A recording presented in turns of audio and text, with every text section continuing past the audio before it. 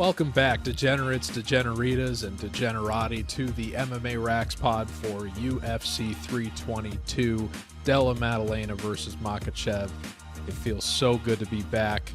Please like and share this video on YouTube and X, Twitter, and subscribe to the channel. Follow on X, Twitter, if you would.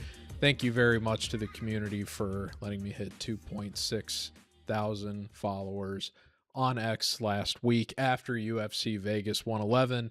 I hope you enjoyed my second appearance this year on the Gambler's Perspective on UFC Fight Pass with Yanni the Greek and Nickal and James Lynch, or not but the producer of the show, for what was a crazy week given everything going on with the Bulgarian saga, and just a very contentious week in the MMA betting community.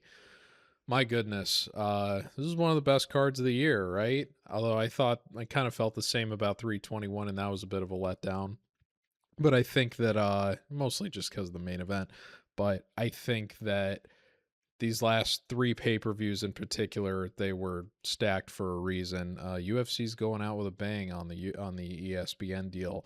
But I think that they always try to stack these last ones. Last event in Vegas, card in MSG, they're always trying to really go out with a bang at the end of the year. So this is one of the only cards I think that I've ever done this show where I've got reads on every single fight on the card, and there's 14 of them. So the joke I make at the beginning of the show every single time is, I'm going to try to get through these as quick as I can. And then the show ends up being 3 hours. I'm really trying to keep this time at like 5 minutes for each of these because I really don't want it to go that long. I know some people, less is more, so you probably appreciate that. But yeah, I would like to try to keep it as quick as I can once I get through this intro here. I do apologize for not doing the 321 show. I was in the last week of leaving my job, truth be told, and I got back to my desk to record after leaving work, getting up early to leave work so that I could record and make sure that it got posted on time. And I just sat down on my desk and I said, you know what? I got to talk about 13 fights. I don't know if I have the time or the energy, so just not going to do it this week. I just wasn't feeling it. On top of the fact that my other responsibilities elsewhere, if you haven't been paying attention, I've been doing a weekly show for 2 years for another sports platform, and that got pivoted into a daily show that has done very well this college football season, but requires a nightly commitment during the week for me to do all the production and the recording and everything. So it's set a lot of plates in the air, and was also juggling trying to transition out of my full-time job working for a Fortune 500 government contractor and getting back into doing sports betting content full-time. If you recall, when I did the RAXPOD beta almost 2.5 years ago now, all the way back at the end of May of 2023, I was still living in Miami, and I was doing sports betting content production on behalf of USA Today and the Miami Herald and a ton of other newspapers all across the United States. I think probably less than a week after I did my first RAXPOD, I was frankly betrayed by the people I was working with, and I was let go from that job. I did not want to lose that job. I thought that job was something that was going to make me a credible, interesting opinion relative to just betting content generally. And I was worried that I wasn't going to make it back into that industry. And I'm very grateful to say that as I'm recording this today, last week I did make it back after 2.5 years. Highly competitive industry. There's no guarantees that I would have made it back, and it took a lot of time. I had to leave Florida, which I did not want to do. But I am hopeful that I'm going to make it back there within the next handful of months, early next year, and that I'm I'm in a much lower stress environment now. Not that my previous gig was stressful, but I'm working remote full time again, so I don't have to commute anymore. It means I have more energy to dedicate to managing other stuff outside of my full time responsibilities, like MMA Rax. So very, very good update. This is what I was teasing when I said I'd have a good update after I put out the communication that I wouldn't be doing a 321 show. Now I'm doing one for 322, and we're back. So we're going to try to do things a little bit differently, make them a little bit more simple than they have been. So I appreciate your patience. Thank you for bearing with me. And again, before I jump into the fights, let me just remind you one more time, because another reason that I didn't feel super compelled to do 321 was, frankly, back for International Fight Week this year, I think we had our highest performing episode ever. We got to I think over 200 views, something like 240 or something. I thought, okay, we're finally getting somewhere in terms of getting out above that 100 range. I don't even think we broke 100 views for the show that I did for 320, and that was a pay-per-view that I profited on, so there was good insight and knowledge there. This is, of course, just strictly for YouTube, not counting the performance on X or Twitter, which I know plenty of people tuned in there as well because I cross-post. But that being said, last episode did not perform as well as I would have wanted, and it kind of saps your enthusiasm a little bit. I know there's plenty of people that have been loyal and tune in every time, and even some people that communicated they were disappointed that I didn't do 321. I'm very grateful for that. But please, if you are a fan, please like, share, subscribe, comment, follow, engage. I need the engagement. I'm never going to ask for any of your money. I only need your support.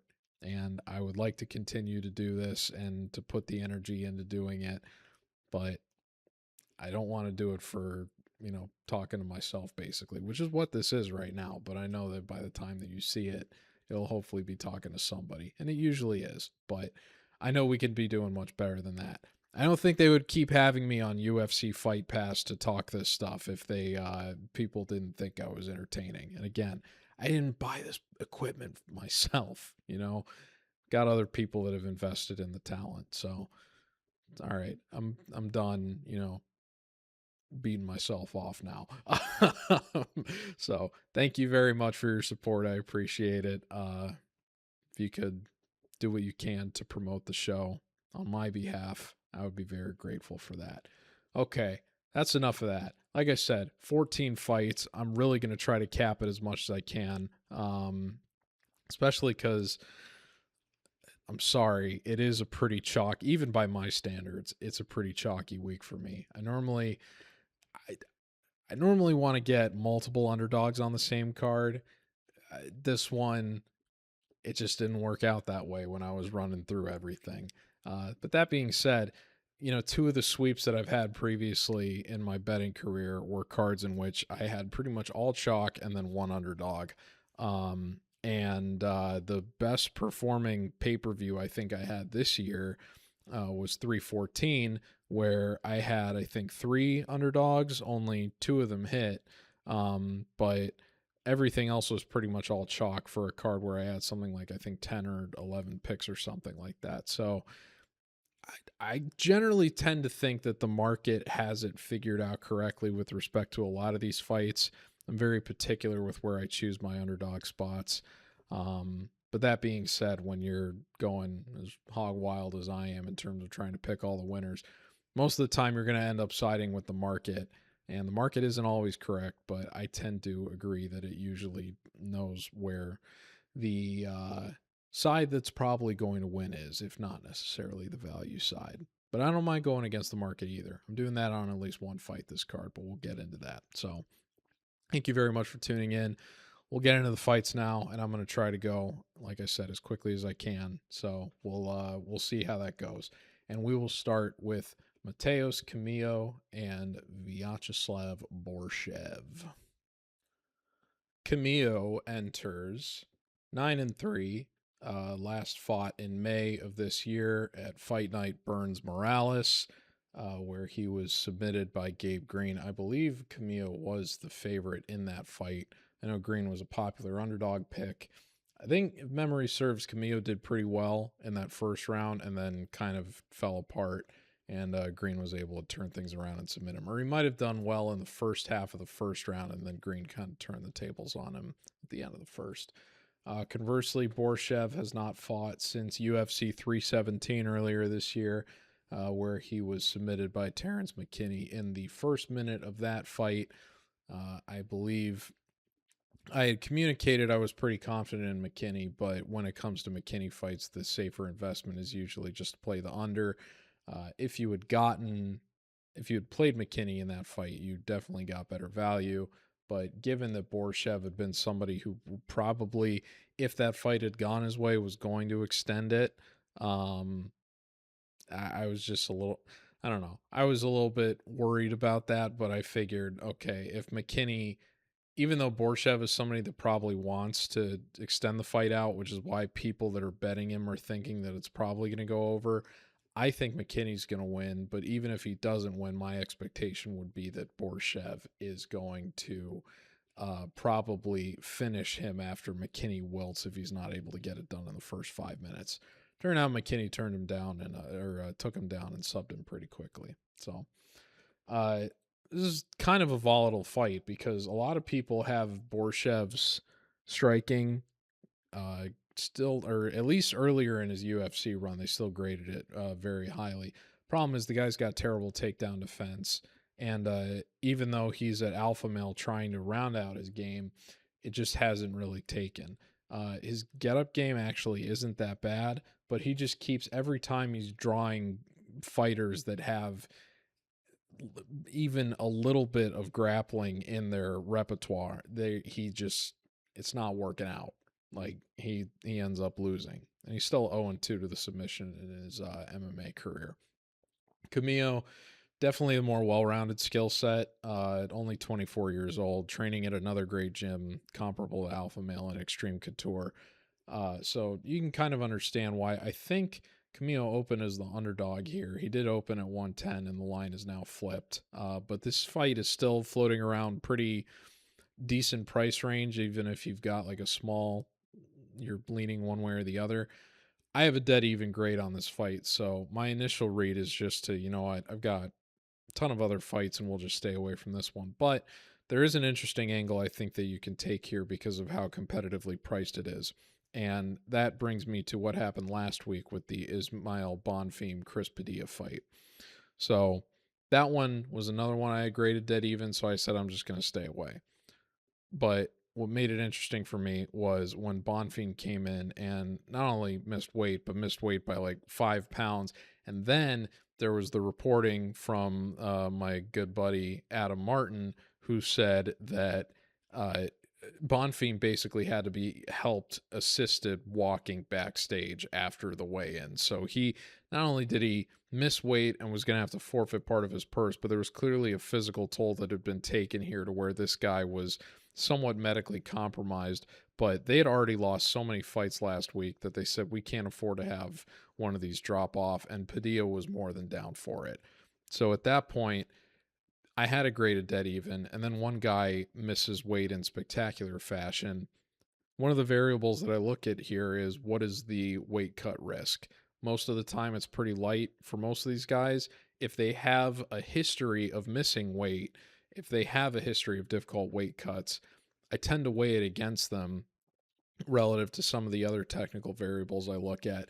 And then if they actually miss weight, then I really have a reason to hold it against them, which is why I've pulled out of making picks in the past where people that I've otherwise thought were going to win end up missing weight, and then I don't want to worry about, where are they at physically and mentally relative to the fact that they just couldn't win the battle on the scale.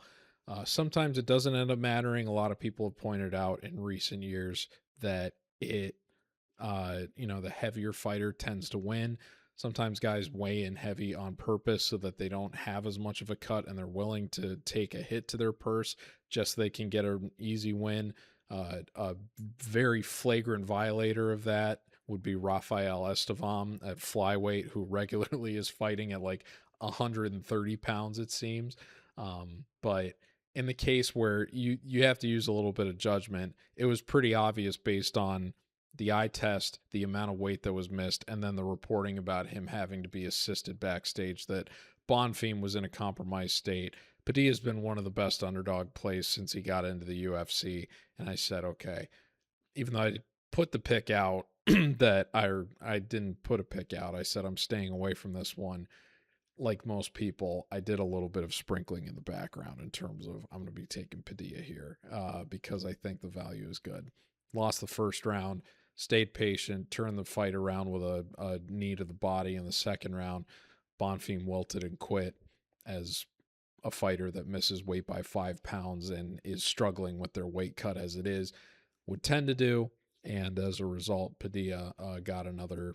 I guess at that point, the line had kind of flipped, but there was so much money that had come in on him at that point. He had been 24 hours earlier, still pretty clearly the underdog. And then the whole market recognized, well, Padilla is probably going to dispatch this guy in that sense. So bringing this back to Camilo and Borshchev, my point is this fight came together on barely a week's notice. It was reported last Friday after Camilo lost his fight at the previous pay-per-view at UFC 321. He was supposed to fight Abdul Karim Al-Sawadi, I think his name is. I could have the first name wrong, forgive me, but Al-Sawadi is the last name. In any event, Al-Sawadi pulled out. No, I don't think there was really a verified reason. He just kind of withdrew. I had Camilo as an underdog in that spot. So I was disappointed to lose that one, but it is what it is. They wanted to get him back on a card. They tried to get him on, I believe, one of the last two Apex events, and nothing ended up coming together. And then this fight actually was able to take place. And Borshchev, it was reported that the fight came together on Friday. So Camilo has been ready for one of these spots. I don't really know where Borshchev has been at in terms of being ready. But regardless, you're talking about a guy who made the weight cut about a month ago for 321 and had to keep himself ready in case a fight came together for two of the last two Apex cards, and now is in a position where he knows he's going to be fighting at MSG on Saturday. And so you've got one guy that has at least had to make one weight cut within the last three events and is now getting ready to make another one against a guy that is coming in on short notice. My point there is there's probably a very high likelihood that one of these guys is going to miss weight if this doesn't get reorganized at a catch weight.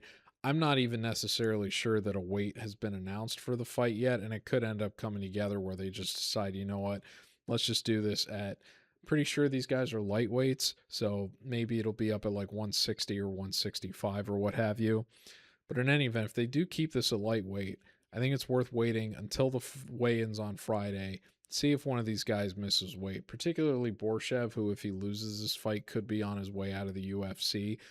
You have to wonder what the strength of motivation is going to be for him in terms of how much he's really going to want this compared to a guy like Camilo, who the UFC has very much been trying to get him on one of these cards since his opponent pulled out at 321. I think he might have even been a short notice replacement to fight Green all the way back at Fight Night Burns Morales. And if that was a company favor in case of him keeping Green on the card, it makes sense that now they're trying to do right by him in return, especially because he's a Vegas guy and he's local and he's probably willing to help out in a pinch on short notice in the future, as he already did on the way in the first time. So stay away right now. I have it graded dead even, so I can't really pick a winner. Just based on the fact that Borshchev hasn't done super well, I'd probably lean towards the younger upside of Camilo. But that being said, it wouldn't shock me too if Camilo doesn't end up fighting to his strengths or gets tired with the level up in competition, even though he did fight Green. I would assume Borshchev is better than most of the other names of the guys that he's fought on his resume previously. And I would think that it would be better to just wait and see if one of these guys misses weight and then fade the guy that misses if they had a bad cut. So gut check, I'll say Camilo, but and look at me leaning chalk again. But it wouldn't surprise me either way. And for the record, if one of these guys does blow weight, that's who my pick actually is fading the guy that misses weight for this fight. The next fight is Susurkaev and Eric McConico. Susurkaev enters 10-0, last fought at UFC 319 a few days after earning his contract on Contender Series. He fought, I believe, a former Cage Warriors champion, Eric Nolan, on very short notice, days' notice. Guy that was, I think, a welterweight that took the fight up a weight class, so was fighting kind of small. That being said, I think most people thought Nolan won that first round, but then Susurkaev was able to turn things around in the second round and was able to get the first submission win of his MMA career. So he's his own biggest critic. He said he had a terrible performance. I think if you can appreciate the circumstances under which he was fighting, where he had just, gone through a whole weight cut and had the biggest, most important fight of his career only days earlier, and then said, yeah, get me on this pay-per-view card, let's do it. Dana White loves people that are about the action like that. So this guy's already done a company favor, especially considering I went to 319 and it was unfortunate that like 2 or 3 fights fell off the card during fight week. They were expecting to have like a 15 fight card and it got trimmed down to something like 12. But one of the things that saved the total after the fight started dropping off was Susurkaev saying, I'm game, get me on here, let's do this. And I think they even ended up making him the featured prelim for that. So 24-year-old prospect they obviously feel very, very happy about and are willing to put prominent placement on, which is why he's getting Eric McConico. McConico enters 10-3-1. He last fought against Cody Brundage at UFC Fight Night Delize Hernandez, where he was the first fight of the night in one of the very, very bizarre fight that, frankly, I think a lot of people thought Brundage won 30-27. McConico kind of was inexplicably awarded a split decision. I know most people thought he didn't win. I know Mr. Marcel Dorf was not very happy about the decision for his boy Cody Brundage. I thought Brundage won, and I think I had Brundage. I had picked Brundage, even though I considered it kind of a volatile fight. I was still not happy with that decision. I don't have a very high valuation of McConico, and I don't think the UFC does either, which is why they're feeding him to Susurkaev. And Susurkaev is a guy that has finished his fight, all but one of his fights, in the first half.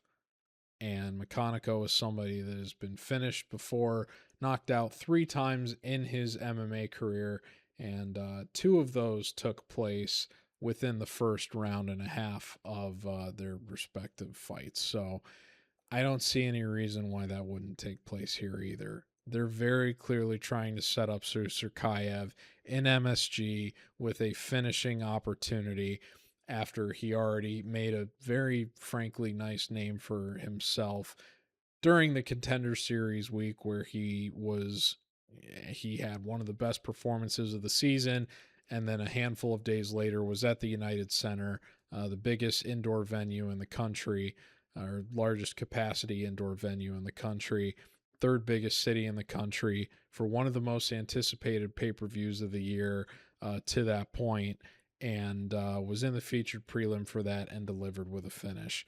This is somebody that the company's trying to do right by. He's been given somebody that has been knocked out multiple times early in fights previously. I don't see why the same thing wouldn't take place here. So I'm going Susurkaev, first round knockout. Another submission win wouldn't surprise me either. But I just don't have a very high valuation of McConico. He's on the wrong end of a decade-wide age gap, and all the momentum is for Susurkaev right now. They're trying to do right and build this guy up clearly after what a darling he was for them coming in, and I don't see why anything would change here. So give me Susurkaev round 1 knockout. I wouldn't look too far into it. I've been kind of surprised because I put it out as it was creeping out towards minus 200, and it at one point this week came back all the way down to minus 160, and then I don't know, maybe some whale saw my pick this week and said, oh, you know what? This guy makes a very good point relative to the promotional push and the fact that McConico's kind of a can. So, yeah, now it's minus 235. I'm not sure how much more value is on that relative to when I put it out at minus 195. But it was funny watching it go down to minus 160 a day or two after I put the pick out Sunday. And I'm thinking, I really hope that it sticks around like this up until weigh-ins, and then I can bet it at this price on Friday. But yeah, it's already been blown out a little bit. So, do what you will at this point, but Susurkaev's a minus 900 favorite for a reason, and I think he delivers here. I wouldn't bet that, obviously. I would just take the under, and that gives you a nice hedge, too, in case something weird happens, like a Susurkaev injury. Maybe he, something similar to what happened to Aspinall against Blades. But barring that, I don't think Susurkaev is in any danger here, and I think he's going to deliver another first-round finish. That would be the quick tally here. That would be the 8th in his 11 MMA fights. So I think you feel pretty good about the under here. And Susurkaev, if you're a prop guy, Susurkaev round 1, you're probably not going to get a super great price on that, but that's probably a better read than you're going to get for, or a better outcome than you're going to get for anything else. And I don't see why it wouldn't take place here. So Susurkaev keeps it rolling. Let's get him a realistic opponent here soon. Or maybe they'll feed him. Maybe they'll feed him Gerald Meerschaert after this if they give Meerschaert one more fight. The next fight is Fatima Kline and Angela Hill. Kline enters 8-1, last fought at UFC Fight Night Louis Teixeira, which I believe was Nashville, where she knocked out Melissa Martinez in just over 2.5 minutes. Of course, I had plus money on the under in that fight, the under 2.5 rounds, and of course, it wasn't even, the annoying thing wasn't so much that it didn't really seem like she was going to get a finish. So I figured it was going to go the distance. It was annoying that the KO just kind of transpired out of nowhere and happened 6 seconds after the over effectively went into effect. So that was pretty annoying, bad beat, but it is what it is. Conversely, Angela Hill last fought at Fight Night Dolidze Hernandez. She lost a unanimous decision to Yasmin Lucindo. This is like the third very young fighter in a row that she's had to face. I think Lucindo's around the same age that Kline is, and I know Ketlin Souza's pretty young in her career as well. Man, it's funny because that Souza fight all the way back in February, I had just started doing women's MMA fights and picks for those, and I made Souza a leg wanting to eagerly fade the age gap, and it was so funny seeing how many people that were taking a more objective look at it that were willing to say that Souza should have won that fight. But because I guess Angela Hill previously has been kind of screwed over and on the wrong end of so many other split decisions, there were people that were saying, oh, it was the wrong decision, but because we like Angela Hill and she's like a cool veteran, we're happy to see her win, even though she probably didn't deserve. It's so funny seeing how the community reacts to when split decisions happen. I've tended to think that usually they just want to generally see upsets, so they generally lean towards the underdog, even if that isn't really the case.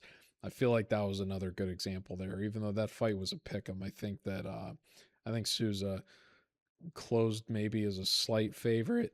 But in any event, people are always just going to lean towards the fighters they like against,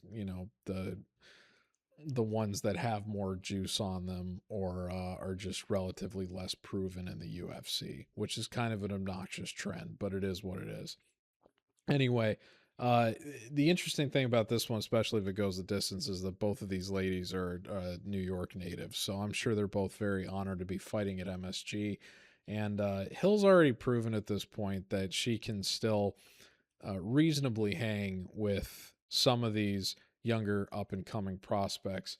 Did so in the case of Souza. Lucindo kind of blew her out, but Lucindo had already been very, very battle-tested. Kline, much less so.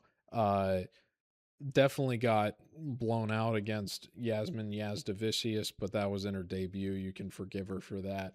Only loss on her record.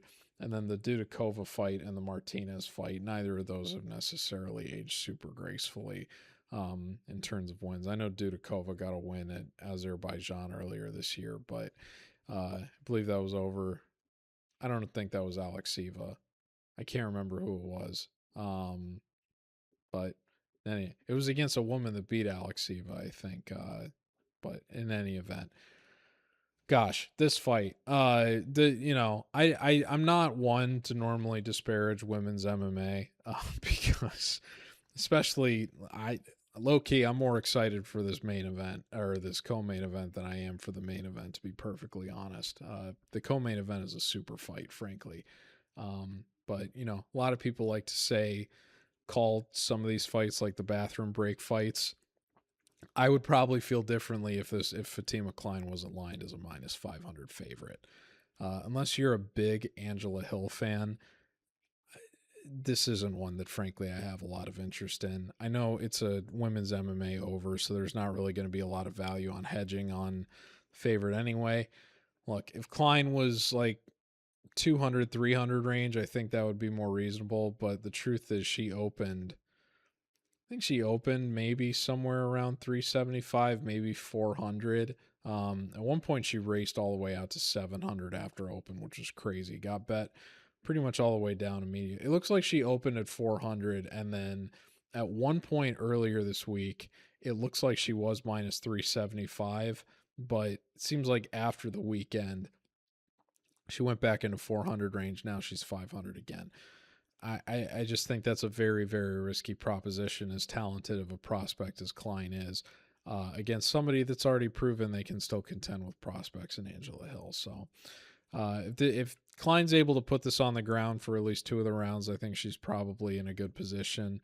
But I still wouldn't expect Hill to just kill over easily or get finished or submitted. I'm going to say Kline wins a 29-28, and Hill's able to get at least one of the rounds, but it wouldn't surprise me if Kline ends up taking 2 of the rounds and then just kind of coast to a win, or even if Kline ends up getting a 30-27. But I've been burned on Hill before earlier this year under similar circumstances to this fight, even though the pricing was substantially different. I wouldn't want to be on the wrong end of an Angela Hill upset holding a minus 500 ticket on a favorite that is facing, frankly, a substantial step up in competition, even if her ceiling certainly seems pretty high as a prospect overall, and she's only 25 years old. That being said, even though I expect Kline to win, I wouldn't end up betting this one, so I would stay away. The next fight is Pat Sabatini and Chepe Mariscal. Sabatini enters 20-5, last fought against Joe Anderson Brito at UFC Fight Night Emmett versus Murphy back in April. Conversely, Chepe Machine Gun Mariscal, Jose is his real first name, last fought in March at Fight Night Chepe versus Almabayev, where he won a unanimous decision against Ricardo Ramos in a fight where I think he was probably like a minus 600 favorite. So, yeah, I was on the Brito side, who I believe was pretty healthy favorite against Sabatini, and the read there that I think the market had and that I bought into was that Sabatini's proven to be chinny. Brito hits like a truck. Brito touches him one time, he's probably going to go down. So what does Brito do? He jumps a bunch of guillotines against a guy that would love nothing more than to gain top position on you and just hold you down for the entire fight. And that is exactly what he did. But I've been on the Sabatini side for other fights before. Took him as an underdog against Jonathan Pierce. That was a great call. But I also took him as a slight favorite in what was kind of close to a pick'em against Diego Lopez, and that obviously did not go very well. And that fed a lot of oxygen into the fire, the hot take, if you will, that Sabatini was too chinny for his own good. I think I took Lucas Almeida to beat him as well. That was back before it was becoming apparent that Almeida just wasn't really that good. I had a higher estimation of him coming off of his Contender Series fight against El Huber, which I maintain is one of the best Contender Series fights ever, and I would recommend that you watch that if you haven't already. But I was also on Sabatini as like a minus 300 favorite when he fought Damon Jackson. So I've had a spotty history, but I've had a worse history with Chepe Mariscal. I've faded him. I faded him against Jack Jenkins, I'm pretty sure, and Jenkins was winning that fight and then broke his arm in a similar fashion to Jane Daniels of the Washington Commanders when he was trying to post during a takedown and his elbow just bent the wrong way. So Chepe got the injury TKO win there. The Morgan Charrier fight, I think you could have scored either way, but I was on the Charrier side, so obviously I was disappointed to see him not get that. When I was still doing the minute to win it breakdowns, I put out Damon Jackson as a bit of a speculative underdog last year, and that was a very, very, very bad read. Bad enough that when Jackson then fought Jim Miller after that, I was very, very confident Jim Miller would win as an underdog, and he did. And then the Ricardo Ramos fight, I just said, obviously you have to think Mariscal is going to win this, but you'd be crazy to bet this, and you should stay away. At the same time, I had that fight graded way closer than I think I would otherwise, just because Ramos is somebody that, since he had a lot of early UFC success, I've always had kind of a high appraisal of him. And because Mariscal has so much attrition before coming into the UFC, and he's still only fought in the UFC 5 times, I still don't have as high evaluation of him as a lot of other people do. So I actually have a very strong grade on Sabatini here. I just have more history of backing Sabatini, so I figured I was going to be on the Sabatini side here. I can totally understand why people would want to take Mariscal, and I think he definitely has more knockout upside here.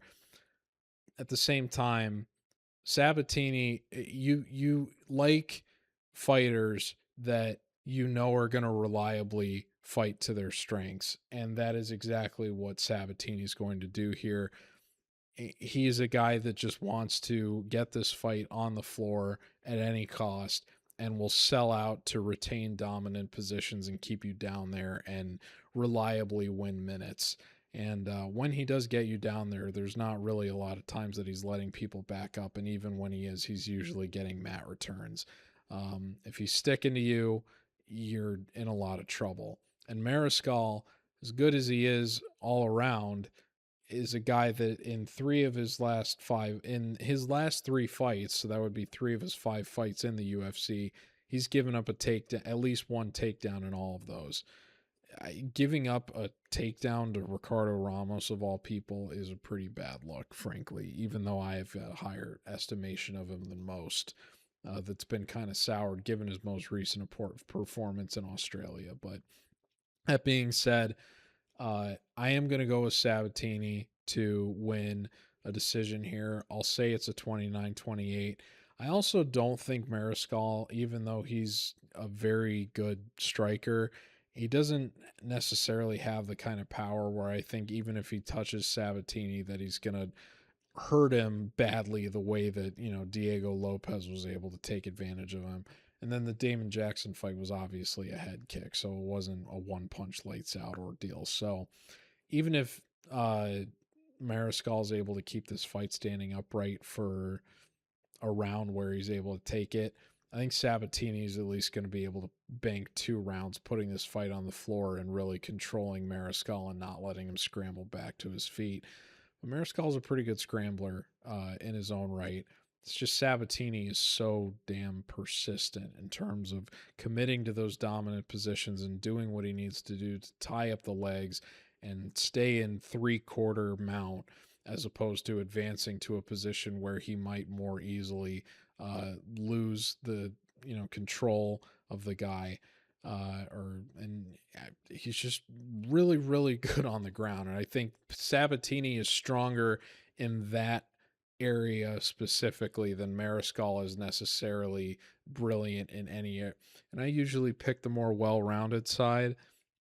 But again, I just given the pre-UFC attrition that is there with Chepe, it's just always something that that's gonna be holding back my appraisal of him relative to what the rest of the market seems to recognize. So I'm gonna go with Sabatini to win a 29-28, but this is kind of a volatile fight. This could be one of those fights that comes down to who wins the second round. At the same time, it's still tough to kind of tra- get the sense of what the trajectory for this fight is in terms of who's going to win which round and how is it necessarily going to go. I think it really just comes down to Mariscal's takedown defense, which isn't bad. At the same time, he's still given up at least one in his last 3 fights, and I think Sabatini is somebody that is reliably going to look to exploit that. So give me Pat Sabatini to win a 29-28 decision. The next fight is Kyle Daukaus and Gerald Meerschaert. It is now Wednesday morning. Started recording this Tuesday night, and I got tired and wanted to go to bed. So that's why the lighting has changed. Daukaus enters 16-4, last fought at UFC Shanghai earlier this year, where he made his return to the UFC. His previous fight prior to that, he got knocked out by Eric Anders at the end of 2022 at Fight Night Thompson Holland, which I believe was in Tampa or Orlando, one of those Florida cities that is in Miami, not Jacksonville though. But yeah, the Pereira fight, he was a big underdog. Pereira was coming off that massive letdown performance against Abu Smagomedov, where he got 30-27 and largely didn't do anything.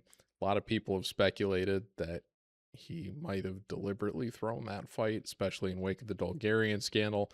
I'm not really sure what to believe about the Daukaus result, because could have easily taken a dive on that one too, but I was one of the only people on Daukaus Island for that pick. So one of my best underdog calls of the year, and I'll take it. And that fight has clearly inspired a lot of confidence in the betting lines in favor of Daukaus for this matchup. Meerschaert, conversely, enters 37-20. Last fought at UFC 319 against one of my favorites, Nickal Oleksiejczuk, and Meerschaert, go figure, got knocked out by the first round knockout machine, Oleksiejczuk, in just over 3 minutes. Yeah, I made Oleksiejczuk a leg. I was pretty confident that Meerschaert was going to get knocked out. That is the second time I have attended a UFC event and made the fade on Meerschaert a parlay leg, and the guy fighting him got the first round knockout. First time was Joe Pyfer at 287. Second time was Oleksiejczuk at 319. Now, Daukaus, it seems crazy, this price. I get it, but as I've spoken about on the show before, when a guy gets a one-punch knockout like the one that he got on Pereira, you kind of got to give the UFC level fighter the benefit of the doubt that they're capable of landing with that kind of power again. Regardless of whether you think he can or he can't, I think he showed enough stability in the striking in that brief window that we saw, and the fact that he's on a 5-fight win streak now since he got cut from the UFC the first time, that he should be able to handle himself against a guy in Meerschaert whose striking has frankly never been that great to begin with. And Daukaus otherwise is a pretty good submission guy himself. I mean, Darce Knight nickname aside, this guy's got an 11-0 submission record. Meerschaert, obviously one of the most prolific finishers in UFC history, has the most finishes of all time in the welterweight division. If he were to somehow find a submission here, it would be the 30th submission win of his MMA career. That being said, he's also been submitted 9 times himself, and he's been finished 14 times total, which is, we're now approaching like Anthony Smith levels of attrition relative to Meerschaert, who is 37 years old coming into this fight. I feel very confident in Daukaus. I put him out, I think, earlier this week at about 350. The line has since ballooned out to 430. That's getting a little expensive for my taste. But if you recall, on the gambler's perspective last week, when I was asked about the co-main event, I said that I would feel good about betting Joseph Morales in that 200 to 300 range for similar reasons how I feel about this fight. It's just two completely opposite career trajectories, and the underdog in this case has just suffered a truly concerning amount of attrition relative to the guy that is favored over him. And Morales ended up winning that fight in round one. I don't see any reason why that wouldn't be the same case here. I think Daukaus is going to probably have his way on the feet. I would think that it would be in his best interest that if he does get a knockdown to not follow Meerschaert down to the ground. But we'll see what he elects to do. That potential for him to be a little bit overconfident in his submission ability on the ground and ability to keep himself safe inside of Meerschaert's guard, we just don't know if he's going to do the smart thing and let Meerschaert get back to his feet in the event that he does get a knockdown or do enough damage to where he falls over or something, which I guess would still be a knockdown. But in any event, the biggest question for this is, does Daukaus stay out of Meerschaert's guard? Even if he goes into the guard, it's not necessarily a guarantee that Meerschaert does anything with it, but we know Meerschaert is dangerous enough that he's able to survive the first round after getting hurt. Does this get weird the longer it gets extended? Probably not. Daukaus is a little bit better in his career going the distance than Meerschaert is in his, but Meerschaert's whole thing for a long time has been, I'm going to weather an early storm. We're both kind of going to get tired, but you're going to get more exhausted than me. And then I'm going to capitalize the moment you make a mistake in the second half of the fight, and I'm going to submit you. That's how he has the most finishes in middleweight history. So, yeah, I can see how Meerschaert would do it just because it's how he does all of his fights. I still am very confident in Daukaus here. I don't know if I'm going to follow it out to 400. But again, I said the same thing last week, and Morales ended up being fine under similar circumstances. So if you want to play Daukaus at 400, I won't necessarily blame you. I just don't know how much value there is left at this price. Whereas when I was in the 300 range, I was thinking, yeah, I feel pretty confident throwing this in a parlay with some other pieces. So we'll see if the price comes back down on him, but it is climbing out now. He's out to 430. I don't really see him dipping back down below 400 given the pile on everybody's doing with Meerschaert. But we'll see what happens. So give me Kyle Daukaus to win by first round knockout. The next fight is Malcolm Wellmaker and Cody Haddon. Wellmaker is 10-0, last fought at Fight Night Usman versus Buckley, UFC Atlanta, where the Georgia native Wellmaker got a first round knockout, his third in a row over Chris Moutinho. That followed up his performance at Fight Night Machado Gary versus Cortez, where he got a first round knockout on Cameron Simon. Cody Haddon, conversely, has not fought since Fight Night or Evolve versus Tyra last year. Obviously, if you know the lore of MMA Rax, you know that event lives in infamy after I very narrowly missed a sweep after Tyra lost a split decision to Royval, even though Royval probably deserved the unanimous nod. That being said, I did make Haddon a parlay leg for that event just because I wasn't feeling super confident in, well, I shouldn't say super confident. I was pretty confident that Dan Argueta didn't really have much other than like pressure wrestling for like 15 minutes. And that ended up being exactly the case. Haddon had a great performance. I think he got a 30-27. At the same time, though, has not fought in over a year at this point for whatever reason. So obviously Wellmaker is probably one of the most promising prospects, I think, coming out of the previous season of Dana White's Contender Series. They're trying to have to straddle an interesting line, though, between bringing him along kind of slowly and, contending with the fact that he's 31 years old at this point. So he's kind of already in his prime on an average fighter basis. And that being said, this guy's MMA career didn't start until 3 years ago. So for somebody who didn't start fighting professionally until they were 28, super impressive. And there's hardly any attrition to worry about at this point. And the guy is already one of the most dangerous hitters, like, in the UFC. Now, in terms of like best overall strikers, I think maybe that remains to be seen a little bit. The stats are understandably skewed just because all of his fights have been first round finishes. You wonder if he can replicate that over a 5-round or 3-round sample rather. I think I was one of the reasons that I faded Wellmaker when he was fighting Simon was because I watched his 5 round fight with a guy that had been on Contender Series and lost. I believe it was to Danny Sabatello on Contender Series. I don't know that Italian New Jersey guy that was on PFL, I think, or Bellator or something. I don't know, but Taylor Moore was the guy's name, and he fought 5 rounds. Actually, as I'm coming to you from South Carolina, it was actually in a promotion that was somewhere around Charleston, South Carolina, so reasonably close to around where I am now. But that was also in October 2023, so I was still in Miami at that point.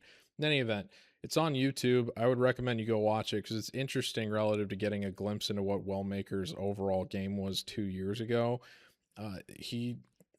There wasn't a lot to be encouraged by in terms of his ground game, and when he did get on the ground, when he had top position on Moore in that fight, he was willing to just kind of give it up immediately and not really do a lot to retain it. So you wonder how much he has improved on the ground within these 2 years, considering that was still barely a year into his MMA career when that fight happened. Now, he says he hasn't really gotten a chance to show off his wrestling or whatever, so you can either give him the benefit of the doubt or you can still hold that against him. Haddon, we know the guy is a very well-rounded threat, so I think if you want to, I wouldn't blame anybody for taking Haddon as an underdog in this spot. That being said, I already tried to get cute with a fighter that I thought was more well-rounded, that I wasn't super worried about their attrition short of the Peyton Talbot knockout, and was willing to play Simon before. And I don't know, man, that, like, Simon had kind of a good start, but it only took one sequence from Wellmaker where he just completely dispatched him. The Moutinho fight, I don't really know how much you can put into that because that was an obvious squash spot, which is why I played the under 1.5, and pretty much everybody else did. Recognizing that for what it was reminds me a lot of Susurkaev versus McConico in that sense. But yeah, if I'm going to get burned by Wellmaker, I would rather have it where he is at a price range around this right now than if he wins this fight and then becomes even more of an expensive favorite in the future, which I could see happening. Or even if he loses this fight and they give him somebody who's presumably worse than Haddon in his follow-up spot, and then he's another super expensive favorite again. I'm comfortable getting burned here, knowing that I can still side with the power that Wellmaker has and probably feel pretty good. And the longer this goes, the more you have to feel better about Haddon. That being said, Wellmaker hits so hard that I can't even imagine that if he doesn't get the knockout in the first round, that's going to be the only window for him to get a knockout in this spot. So if it goes the distance, I think it could go either way. Both of these guys not only have only gone the distance twice in their MMA careers, but they've both been kind of in interesting spots when they have gone the distance. In the case of Haddon, his only career loss is to Steve Erceg, but that was also Steve Erceg from 2021. So very pre-UFC, pre-title run form Erceg. And we've seen Erceg get exposed a little bit. I don't want to say exposed. That makes it sound worse than it is, but we've seen him get, the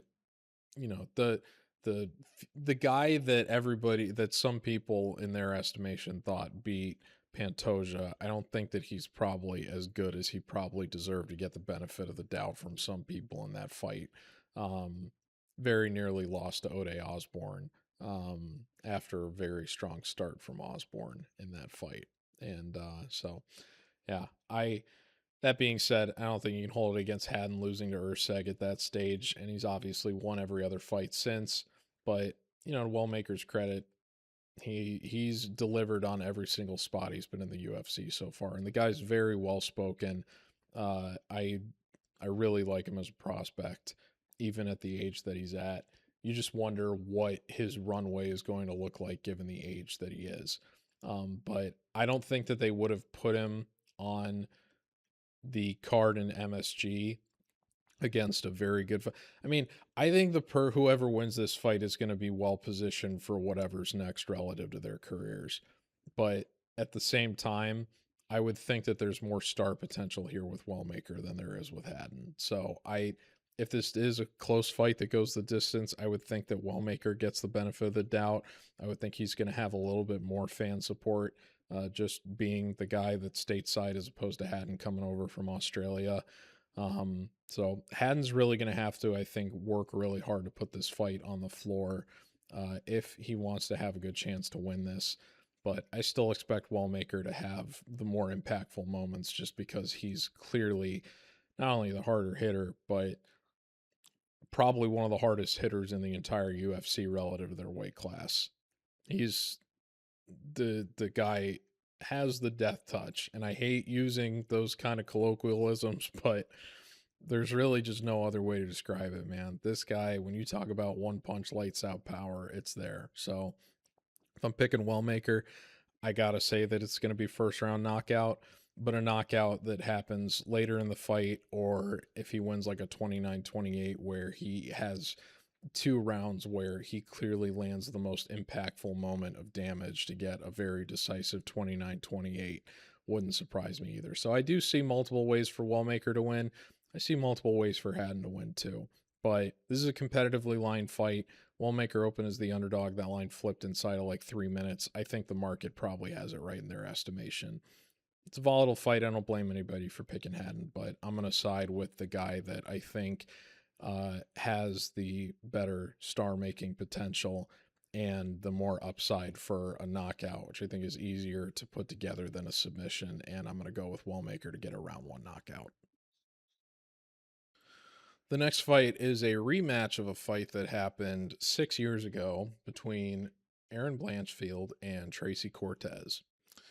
Blanchfield enters 13-2, last fought at Fight Night Moreno versus Albazi a year ago, November a year ago, almost exactly a year ago, where she had a nice comeback effort win in a 5-round co-main event against Rose Namajunas. Was supposed to fight, obviously, at her own Apex main event back in May. I did the MMA Oddsbreaker podcast that week, and I believe Marcel Dorf and I both picked Erin Blanchfield, and Adam Martin picked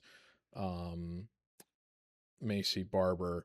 And obviously we had a very bizarre episode before the fight happened where Barber, weighed in and everything, and then I guess had a seizure backstage.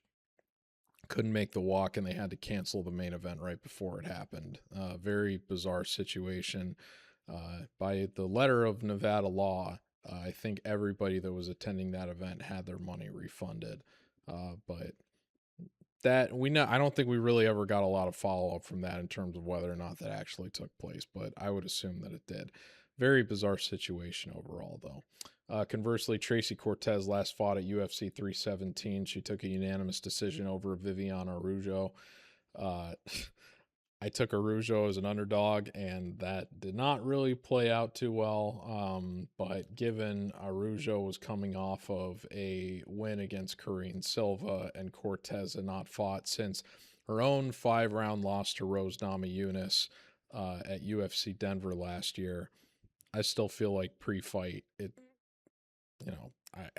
I don't hold that one against me too much in terms of my read there. But yeah, I don't have a super high valuation of Tracy Cortez. The one thing that makes me a little bit concerned is that it's very obvious that the UFC is trying to, they clearly are trying to push her pretty hard. That whole stupid go clubbing and training with Tracy Cortez sweepstakes, it makes me kind of nervous about what happens if this fight in all likelihood goes the distance and there's even a little bit of a benefit of the doubt that they can give to Cortez in terms of a split decision. At the same time, Blanchfield is a New Jersey native.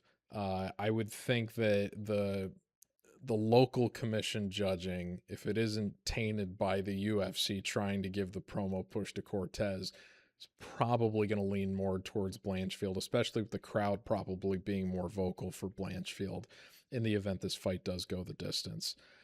Obviously, the way I think there's some people that are saying that Blanchfield's kind of a write-off, easy pick here, and I don't really think it's that simple, but there's a couple things here that make me feel good about Blanchfield. One is that she's proven that even if she drops the early round of her fights, she's got enough heart and resilience to turn the tables around in the middle of a fight and win back rounds, and then ultimately come back and just kind of start rolling downhill and win a decision.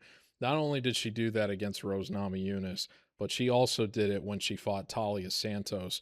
The fact that she beat Talia Santos without landing a single takedown, I think relative to the rep she has for grappling being her strongest asset, I think speaks a lot to how much she has improved. And it's one of the reasons why I don't think you can put a lot of stock into the first fight that these two had back in 2019 when Blanchfield was 19 years old. I mean, that's crazy age to be making a pro MMA debut at for an American fighter. I know a lot of these Brazilians come in having went professionally when they were 16 or 17, but you don't see a lot of Americans that are making their pro MMA debut at that age. So yeah, and then the other thing is that Cortez, I don't think that her get up game is that good, even though she's technically landing more takedowns per 15 minutes if you look at the stats than Blanchfield is. Her get up game when she's put on her back has proven to not be that great. Namajunas' wrestling in that 5-round fight and her ability to put the fight on the ground and hold Cortez there was really the biggest reason that she ended up winning that fight, even though she got a knockdown on Cortez in the first round that was so bad, one of Cortez's fake eyelashes famously flew off in the cage. So I think Blanchfield, even if she ends up dropping the first round here, I would expect her to eventually put this fight where she's strongest and end up taking a 29-28 decision here. 30-27 wouldn't shock me if she ends up starting faster than that. I could also see her getting a submission win, even though I'm not sure if Cortez has ever been submitted. Maybe it's happened once. Yeah, it has happened once. It was that was all the way in her own MMA debut, though, back in 2017. So it hasn't happened since. But yeah, it's a little bit of a trickier one, I think, but Blanchfield, I put her out at 240 and she's still sitting around 220. I kind of hope that, the Cortez simps, I'm always going to call the people betting on the more attractive straight woman the simps whenever I'm on the other side. It just is what it is. The Cortez simps, I'm hoping their money comes in and drives the price down on Blanchfield, because then I'll feel really confident picking her if she's in that 100 range instead of out above 200. That being said, I still think that she's in a good spot for a 29-28 here. This could be one of those fights that comes down to who ends up winning the second round. I will say one thing going for Cortez relative to that evaluation is that even though I just charted out something where I said, Cortez could end up winning the first round, Blanchfield turns it around, Tracy traditionally has been better later in fights than Blanchfield has, even though Blanchfield only has 2 losses on her record. But again, you have to consider one of those decisions that she lost was to Manon Fiorot, who I think, already pretty much washed Blanchfield in her own backyard in New Jersey. And I think that she would handle Cortez very, very easily too. And then the only other one was her loss to Cortez. But again, that was a fight that was controversial on its own face. I don't put a lot of stock in that fight because it was 6 years ago, but pretty much everybody whose opinion I respect this week has said that they believe that Blanchfield should have won that decision, and it was pretty controversial. So, but again, that just speaks to the fact that if this fight is pretty narrow and goes the distance, Cortez already got the nod once. you don't know what the circumstances were that first time, but you have to wonder, especially with the UFC clearly wanting to give her a promotional push.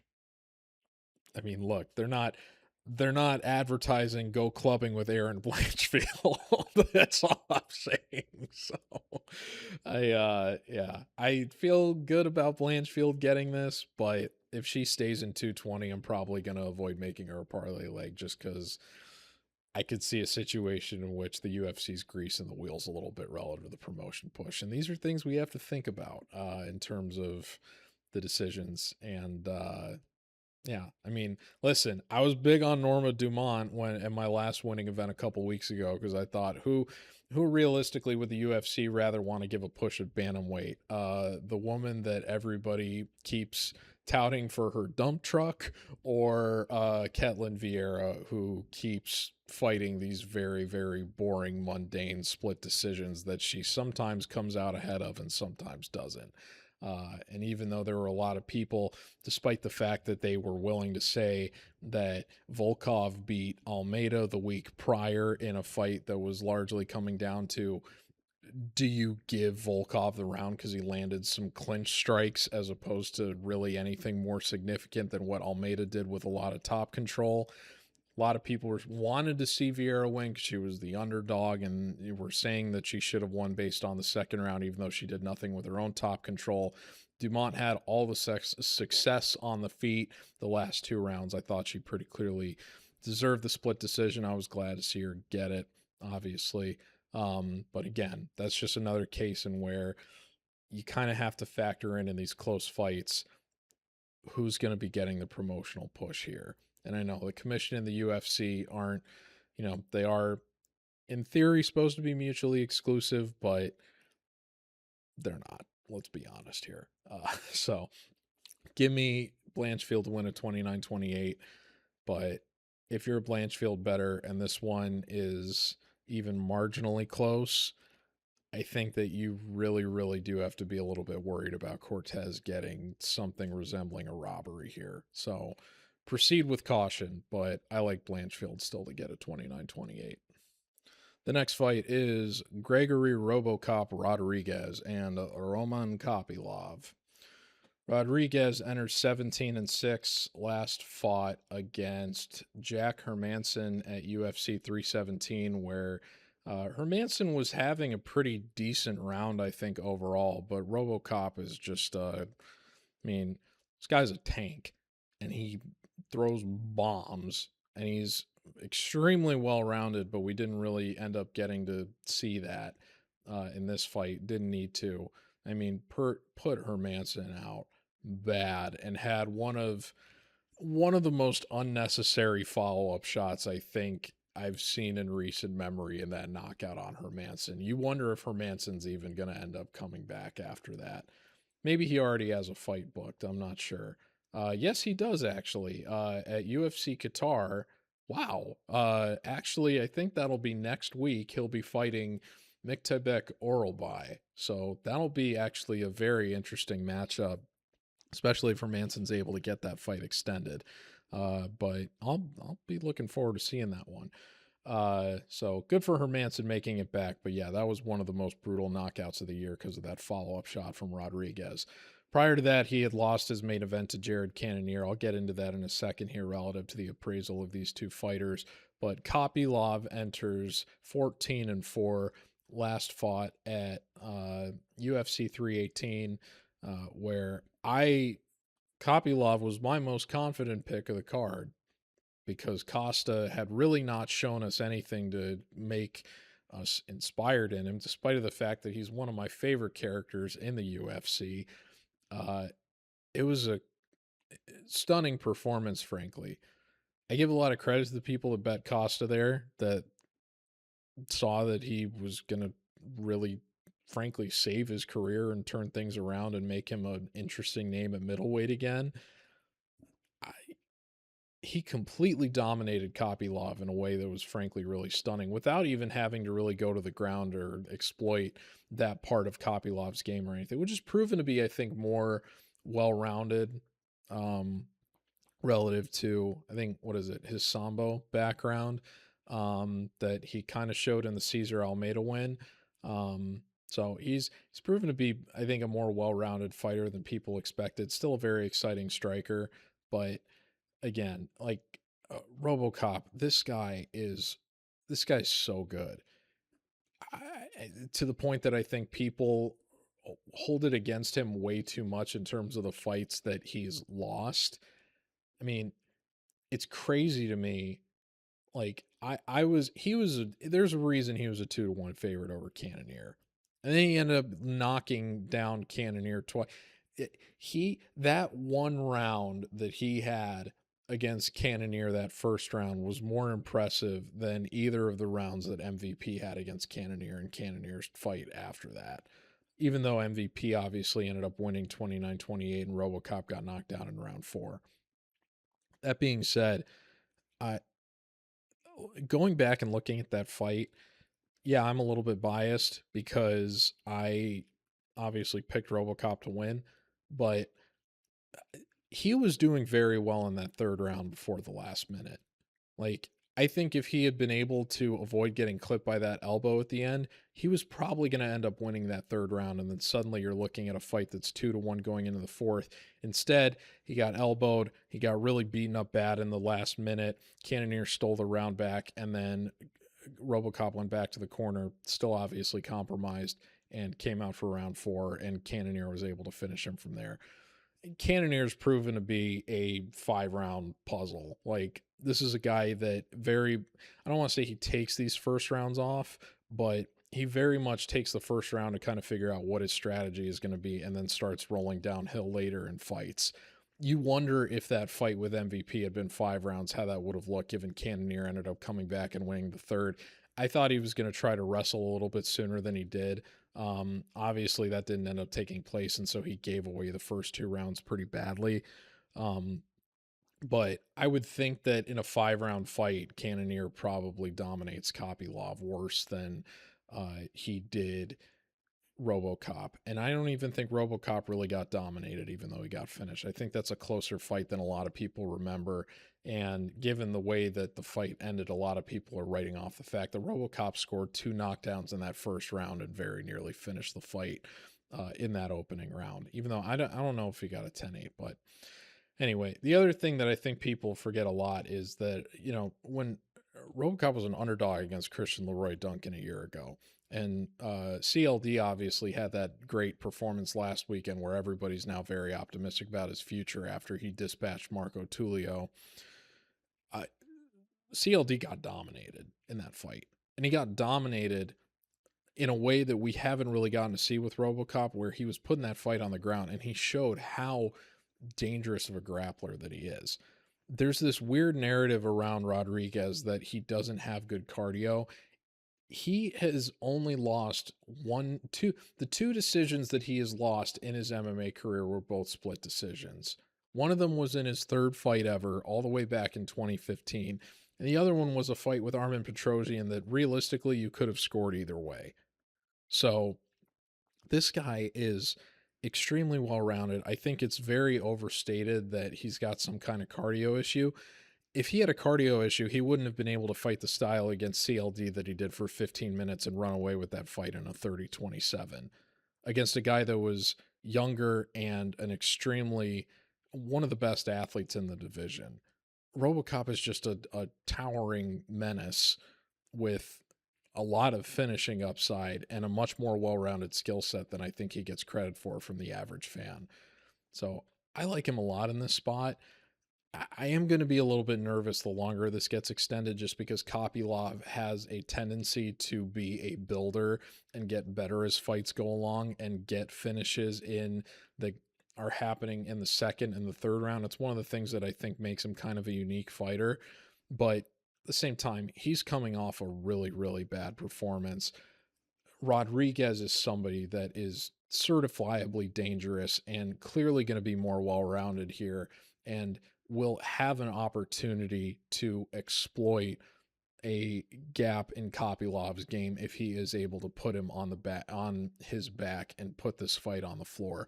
I think he would definitely be most well suited to go that route as opposed to trying to strike, and both of these guys hit hard, but I would be more worried about Rodrigues' attrition to the knockout relative to Kopylov, because Kopylov has never been knocked out in his own MMA career. I think he got knocked down against Costa, but he's never been knocked out. So I like Rodrigues here. I'm going to say that he wins a 29-28 decision. It wouldn't surprise. I think the knockout upside here is pretty good for both guys. That being said, I think the submission upside, you clearly have to favor Rodrigues, even though he doesn't have a UFC submission yet. He's clearly the better grappler. And if the fight does end up going that route, maybe he gets a knockdown on Kopylov and turns that into a club and sub. That's what I would like to see, is that instead of welcoming him back to his feet if he does land a moment of damage, follow him down there and really exploit that gap in the ability on the ground. At the same time, I think Kopylov is resourceful enough that he'll probably be able to survive the distance, but I could see RoboCop having a good first round and then winning one of the last two, regardless of which one Kopylov ends up getting, and getting a 29-28 knot here pretty decisively. So give me Gregory, RoboCop, Rodrigues to win 29-28 decision. I think if Kopylov wins this, it's probably a knockout that happens in round 1 or round 2. The featured prelim at UFC 322 is Bo Nickal and Rodolfo Vieira. Nickal is 7-1, is coming off his first career loss where he was a massive favorite against Reinier de Ridder. I, of course, bought into the hype that so many other people did. And de Ridder, frankly, made Bo, he embarrassed Bo. I mean, it was... I knew that fight was not going to go well for Bo when he jumped guillotine in very unnecessary fashion. I think it was like midway through the first round, and then clearly got tired. And de Ridder was, I mean, that performance made me enough of a believer in de Ridder where I was willing to play him as an underdog against Whitaker. That was a great bet. What wasn't as much of a great bet was his follow-up performance against Brendan Allen, in which it's clear that the guy has just been having to cut weight from his enormous walk around weight too many times this year, fought too many times for his own good, and kind of gassed himself out. And I think his corner might have waved the towel, but in any event, had to retire on the stool before the final round against Allen. And yeah, just not a good performance. And that has kind of, I think, cheapened, instead of, giving de Ridder credit for the win that he had against Nickal, that has just caused people to further devalue Nickal, despite the fact that he's favored in this spot against Vieira.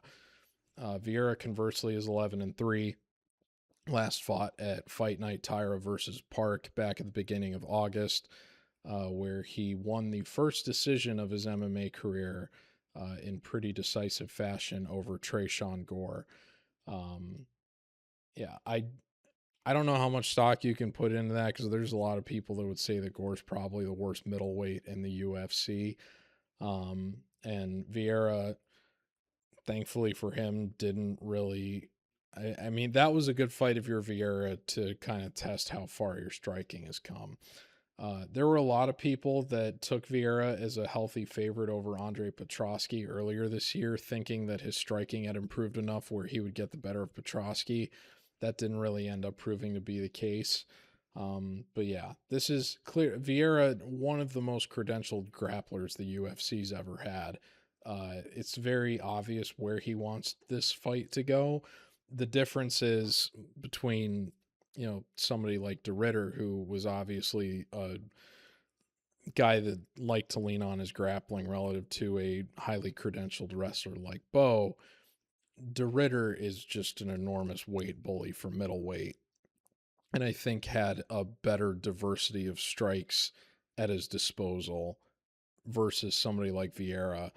And even though this hasn't aged super well given the Allen fight, de Ridder, one of the reasons that he beat Whitaker was because the guy's cardio for how big he is and the kind of fight style he has was just insane.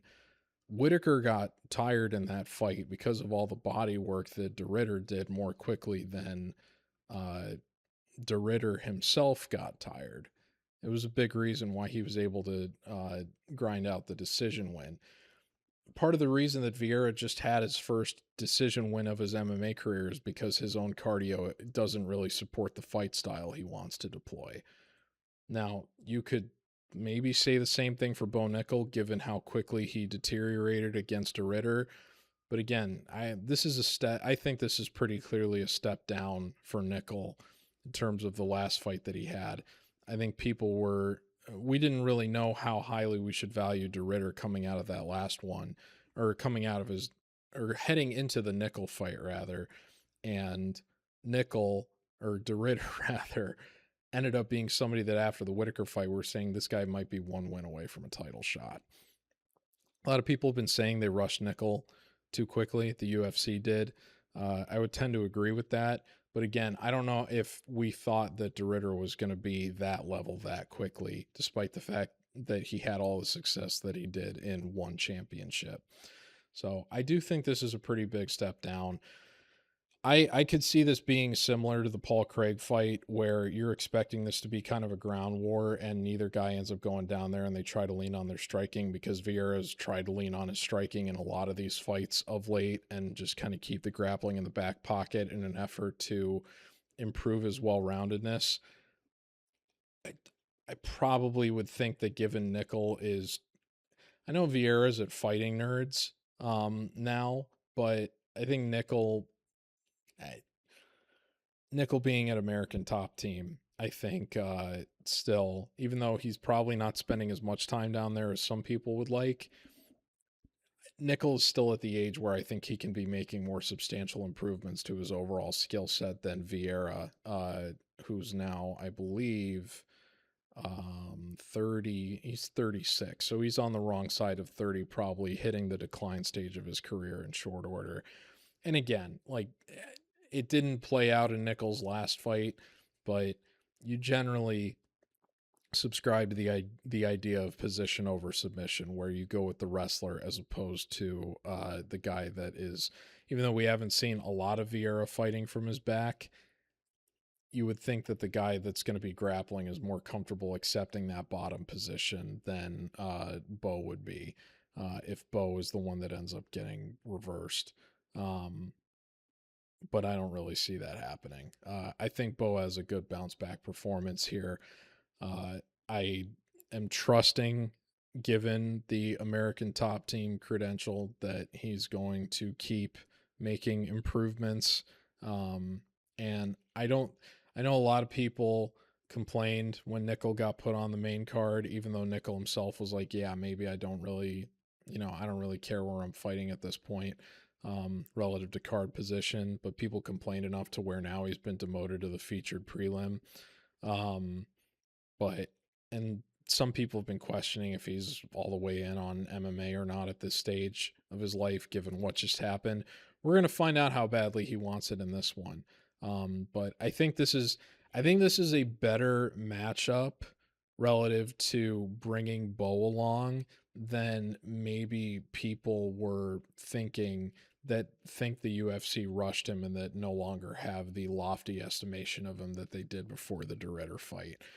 Vieira is an intriguing name, but I think stylistically this is still not a great matchup for him.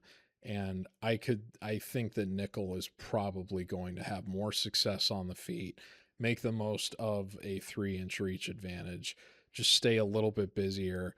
And if Vieira is shooting, and this is another key thing I think for this fight too, I think Bo ultimately is much better at getting to the ground on his terms than Vieira is.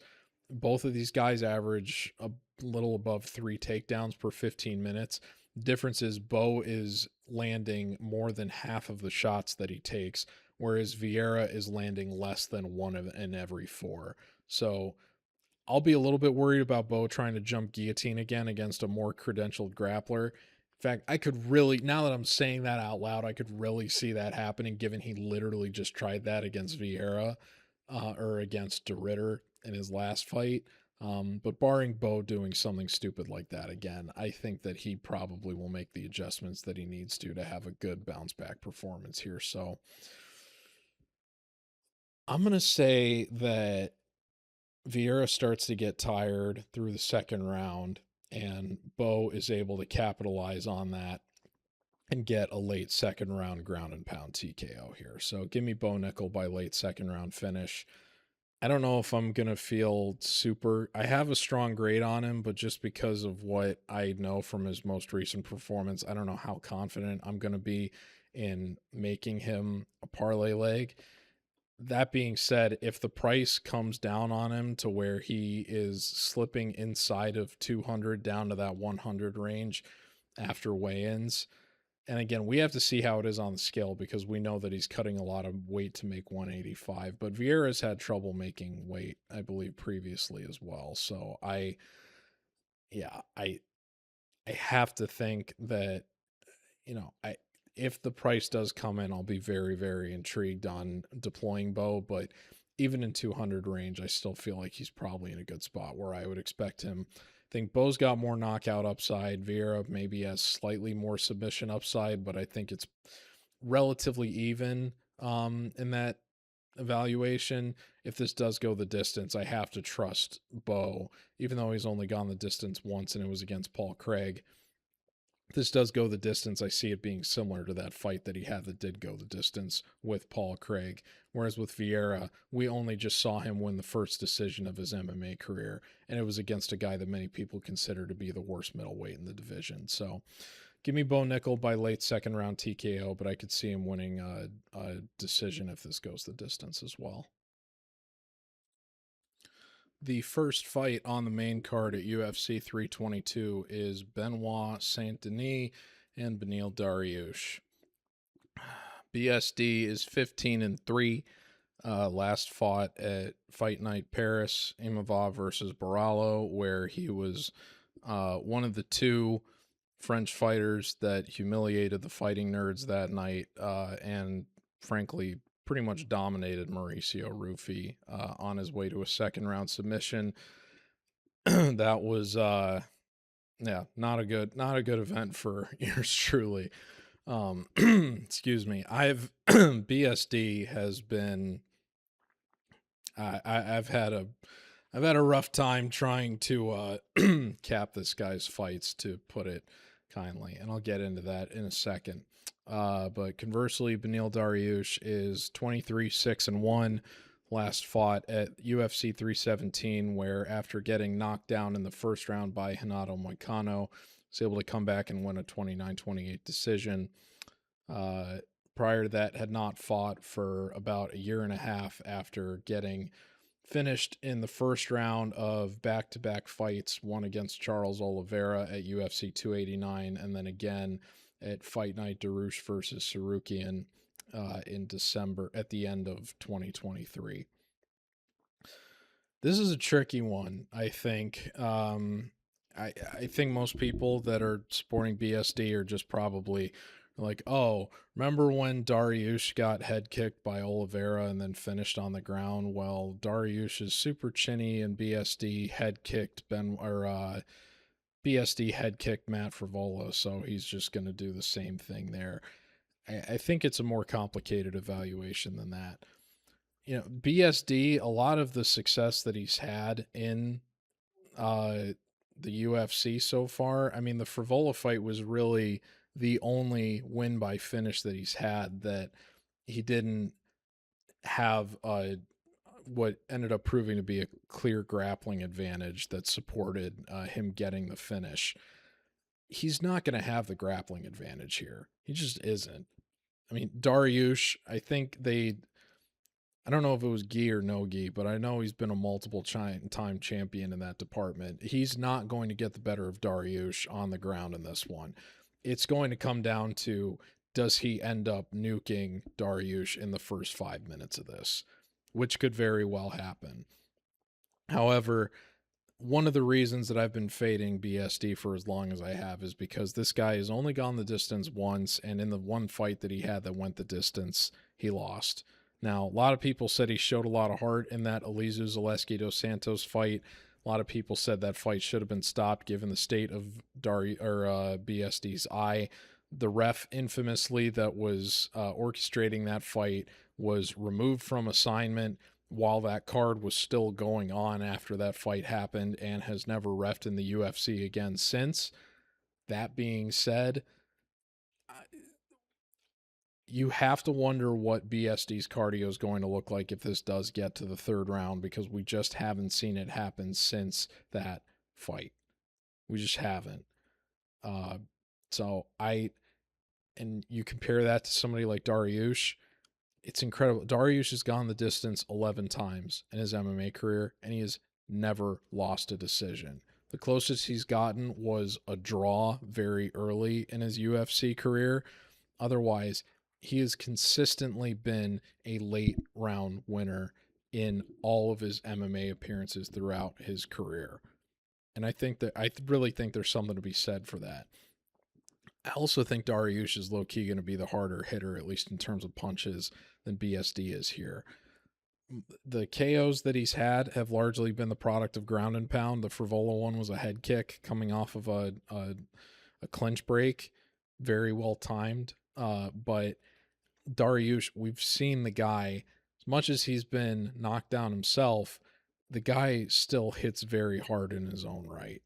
And I could very much see, given offensively, you have to like Benoit Saint Denis' output here more than Dariush, just from a pure stat standpoint. But if you look at the defensive numbers, as chinny as Dariush may be, he's still more defensively responsible than Saint Denis is. Saint Denis does have a positive strike differential, but he's also only defending 42% of the incoming strikes. That's almost like 10% below what the average for the UFC is. So the guy is, as much of an offensive juggernaut as he is, somebody is going to capitalize on that defensive irresponsibility.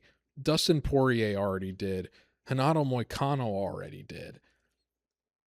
And those are the two best fighters that he's fought by a very, very significant margin. So Beneil Dariush at this late stage of his career definitely falls somewhere in between the Renato Moicano Poirier realm. Probably not quite up to that level. He did just beat Moicano, so you could say he's better than Moicano.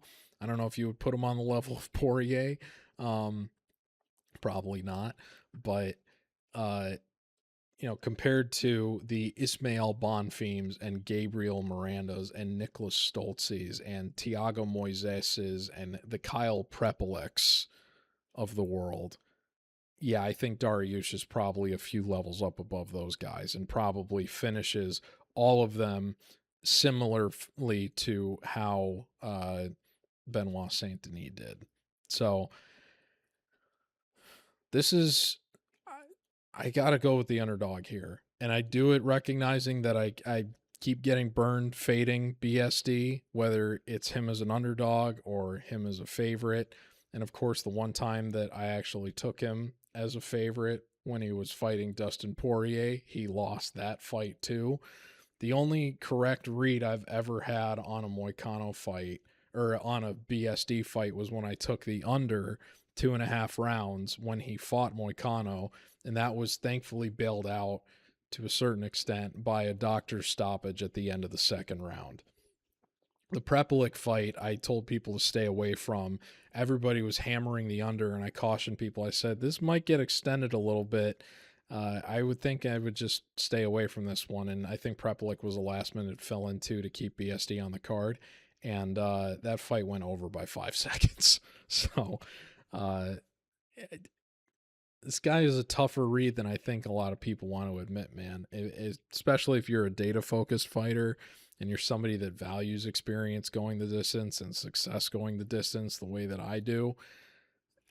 I've just had a tough time with him, but at the risk of getting burned again, I'm going to say that Dariush wins a 29-28 decision where he loses the first round, maybe even gets knocked down in the first round, but survives, makes the adjustments necessary. BSD starts to get tired in the second half of the fight, and Dariush is able to capitalize on the defensive lapses of BSD and is eventually able to get the fight to the ground on his own terms and keep, in a similar way to how Moicano was able to keep BSD largely corralled when he was on his back. I would expect Dariush to be able to exploit that as well, particularly if this fight gets extended, which I'm going to be banking that it does. If you're more interested in live betting opportunities, I think you might just want to wait for this one to see if Dariush survives getting nuked in the first round, especially if he ends up getting knocked down and then survives, and then there's a big plus number attached to him to win the last 10 minutes. That could be a very, very profitable live betting opportunity for you there. So, but I'm not afforded that luxury. I have to pick these guys before the fight starts. Thankfully, Dariush still has plus odds attached to his name, and I'm going to go with him here to win a 29-28 unanimous decision upset. The next fight is Carlos Prates and Leon Edwards. Prates enters 22-7, last fought at UFC 319 against Jeff Neal. I'm going to tell you a quick story about that fight in a second here. Conversely, Leon Edwards is 22-5, last fought at Fight Night Edwards Brady in his native UK, or isn't he?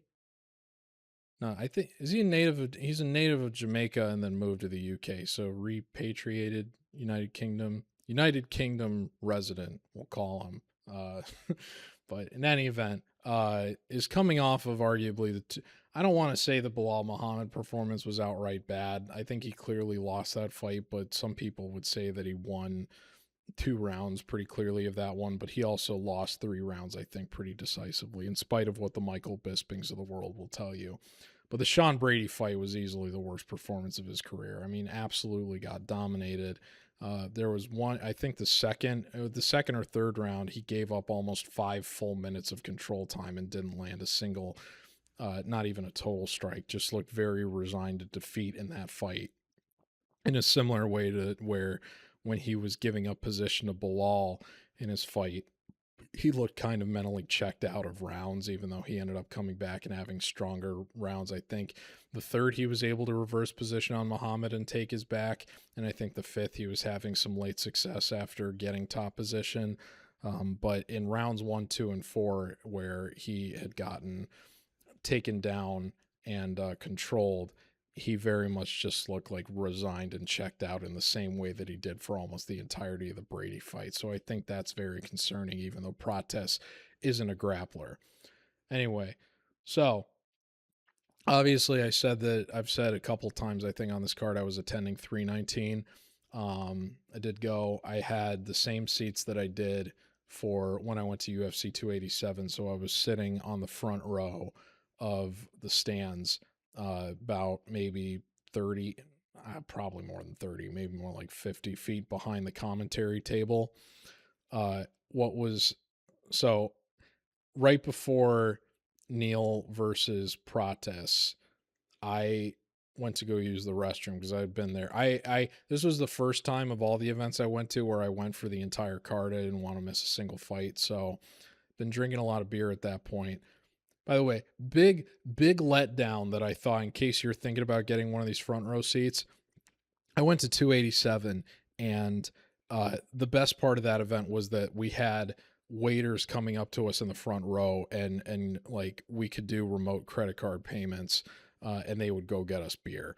I had like 1 beer for every fight at that card I was at. It was phenomenal. I assumed that the same kind of service was going to be there at the United Center. So this was, I guess, a Kasaya Center in Miami exclusive. I figured the United Center was going to have the same service, that it was just something they did for UFC fights, and that wasn't the case. So I had to go to the concession stand and go get beer every time I wanted it. But thankfully, the lines weren't as bad as I thought they were going to be, but I didn't get to drink as much as I thought I would. That being said, I still drank a little bit, and so I had to go break the seal at some point. Went to the bathroom. It was funny.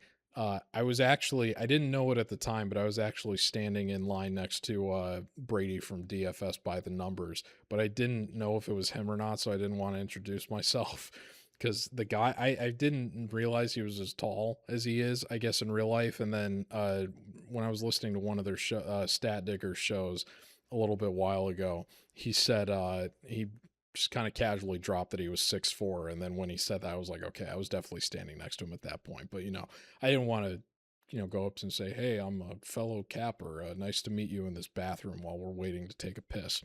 Anyway, so I went to the bathroom. I get out of the bathroom. I'm trying to get back there before Protest Neil starts, and I get back to the tunnel. And right as I'm getting out there, the ref. I can't remember who the ref was for that fight, but they're doing okay. Fighter ready. Let's go.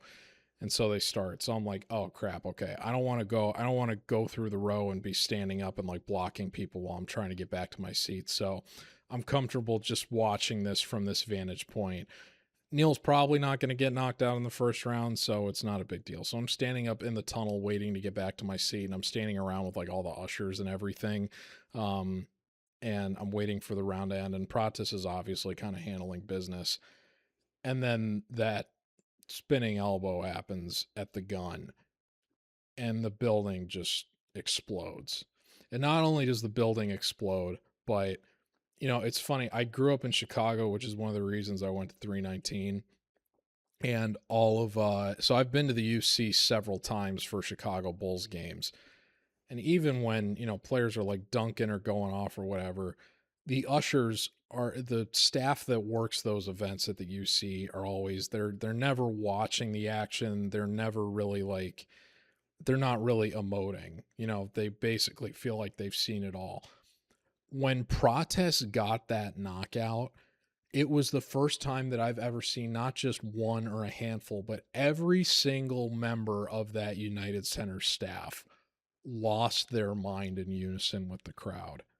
I mean, it was a very vindicating moment for me relative to thinking this sport has so much untapped casual appeal to where I wonder how many of those people even really cared about MMA to begin with before they had to work that event.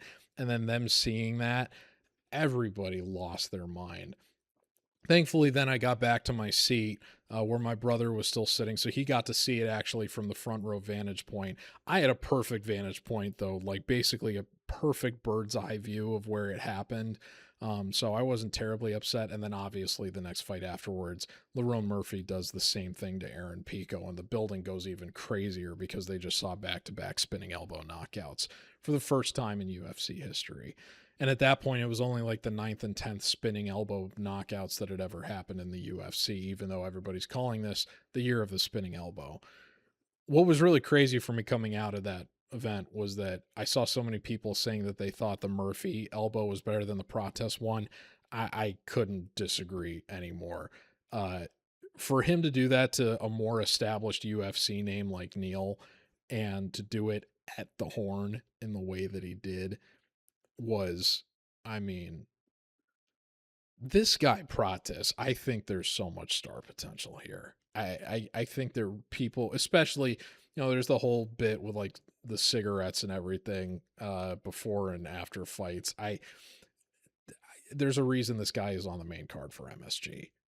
This guy has so much star potential and is really the last bastion of hope for the fighting nerds after what happened with not only Caio Baralho, but also Mauricio Rufy and John Silva then against Diego Lopez. So man, I think the UFC recognized that Edwards, his best days are probably behind him at this point, and that he had kind of been somewhat mentally checked out when he was defending against Muhammad, and then completely checked out against Brady. Whereas Protest, this guy is just surging. A lot of people that are backing Edwards are pointing to the fact that, Ian Gary spent so much of the Protest fight fighting off the back foot. And, Edwards has been enough of a sniper in his own career that why isn't he just going to be able to do the same thing? Difference is Gary might be the best fighter off the back foot in the UFC, frankly, relative to the amount of volume that guy throws while he's skirting the cage. That was the main reason I was confident he was going to be Protest to begin with. The Edwards, there's only one fight in this guy's career where he's ever landed more than 100 significant strikes. And that was the 5-round third fight of the trilogy against Usman, in which he had everything going for him in terms of the momentum and having the fight in the UK, and Usman coming into that fight, walking downstairs backwards because his knees were totally shot. crazy thing is, if Edwards were to fight Usman again, I think there's a very, very realistic shot that Usman ends up winning that fight and making it 2-2. You wonder how differently Edwards' career appraisal would be at this point if he didn't get that Hail Mary head kick against Usman in their rematch. The second time. The second fight of their trilogy, rather. I don't think that Protas is going to allow this guy to fight a low volume sniper, skirt the cage point fight. If Edwards had higher volume fighting off of his back foot, I think I might feel a little bit better. But Protas is going to be the longer fighter here. Definitely the harder hitter. A lot of people are saying that the way that Edwards needs to win this is with his wrestling, and I would agree with that. But I don't know how reliably he's going to lean on that. And Protas has really, really excellent takedown, really solid takedown defense at 84%. So if Edwards isn't all the way fully committed to fighting his best path to victory here, I don't really see him having a good performance here. I think Protas is going to win a 29-28 decision. I think all the knockout upside here is on Protas. Submission, you got to lean Edwards. But again, as I said earlier, it's hard. It is harder to put together a submission given the amount of elements that have to be involved in there. Whereas with a KO, you just got to land one good shot. And this guy Protas he's so dangerous and surging. And I don't see Edwards able to replicate what Ian Gary did to beat him with fighting so heavily or throwing so much off of the back foot and being able to mix in wrestling. I think Edwards is either going to have to fully commit to putting this fight on the ground, but if he does what I think he did a lot of prior to him getting the title shot during that 12 fight winning streak, where he's just fighting a very low output, kind of a snoozer point fighting decision, Protas is not going to entertain that. He's going to be more active. He's going to win bigger moments of damage against Edwards trying to win minutes, and that's going to result in Protas getting a 29-28. Could see Protas slowing down around the third round and Edwards maybe having some success and Protas having to survive the distance. Maybe then he gives up a late takedown. But I trust Protas to win the first 10 minutes of this fight and get a 29-28 and potentially maybe even get a finish inside of those first 2 rounds. So give me Carlos Protas to win by 29-28 decision. I was very grateful he dipped inside of that 200 range. He's since gone back to 200. We'll see how that continues to fluctuate because I know there's some optimism around Edwards this week, but I still feel pretty good about Protas getting this done. So I don't know if I'm going to make him a leg, but if he does come back into that 100 area, I think that that's probably a pretty good bet here. So give me Protas 29-28 decision with some good knockout upside as well. The featured bout at UFC 322 is Sean Brady and Michael Morales. Brady, as we just spoke about, is 18-1 last fought at Fight Night Edwards Brady earlier this year in the UK, where he thoroughly dominated Leon Edwards en route to becoming the first person to finish Edwards in the career of Leon. Extremely impressive performance. Probably even deserved a title shot off of that, frankly, but instead is going to have to certifiably earn it against a guy who has been one of the most promising and entertaining and interesting prospects in his own right since he got into the UFC, in the form of Michael Morales, who is 18-0, last fought at Fight Night Burns versus Morales. That was the card that I did my first appearance on the Gambler's Perspective for this year. I was very grateful to put out Jared Gordon as a pick'em alongside Yanni the Greek, and we both cashed on that one. But when they asked for my appraisal of the main event, I said, yeah, I'm going to take the plus money on this going over, thinking that Burns isn't totally washed, and then Morales totally washed. So not the right read there, but it is what it is. I'm 0 for 2 forecasting main events going for or chasing plus money on the gambler's perspective. But for my most confident picks of the card, I'm 2 for 2 after putting out Raoni Barcelos last week and Jared Gordon, as I just said, for the first time I appeared. So I have that to hang my hat on at least. But yeah, Morales, always going to have a soft spot for the guy because he was part of the sweep that I had at Fight Night Strickland Magomedov back in July of 2023, where I felt pretty good about him beating Max Griffin, but he still had to come back to win that one, dropped the first round, got a little bit of a cut scrape, landed a bit, absorbed a big power shot from Griffin in the first round. Showed some impressive resilience to come back and win that fight decisively over the last 10 minutes and get a 29-28 decision win.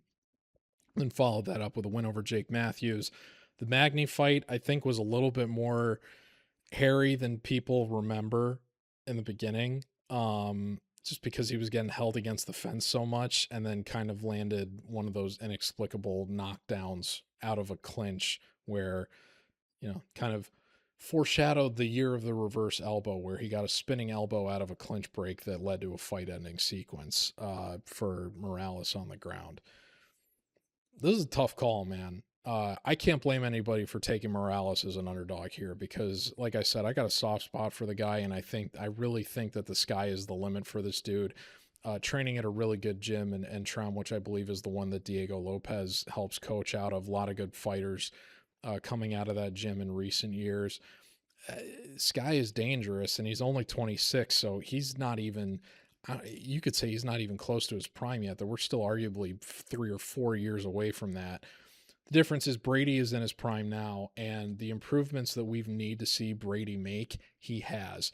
People used to hold it against him that even though he hadn't lost yet prior to the Muhammad fight, they were worried about his cardio. He wasn't able to put Muhammad on the ground, who was presumably going to be a better wrestler, if not grappler, than him.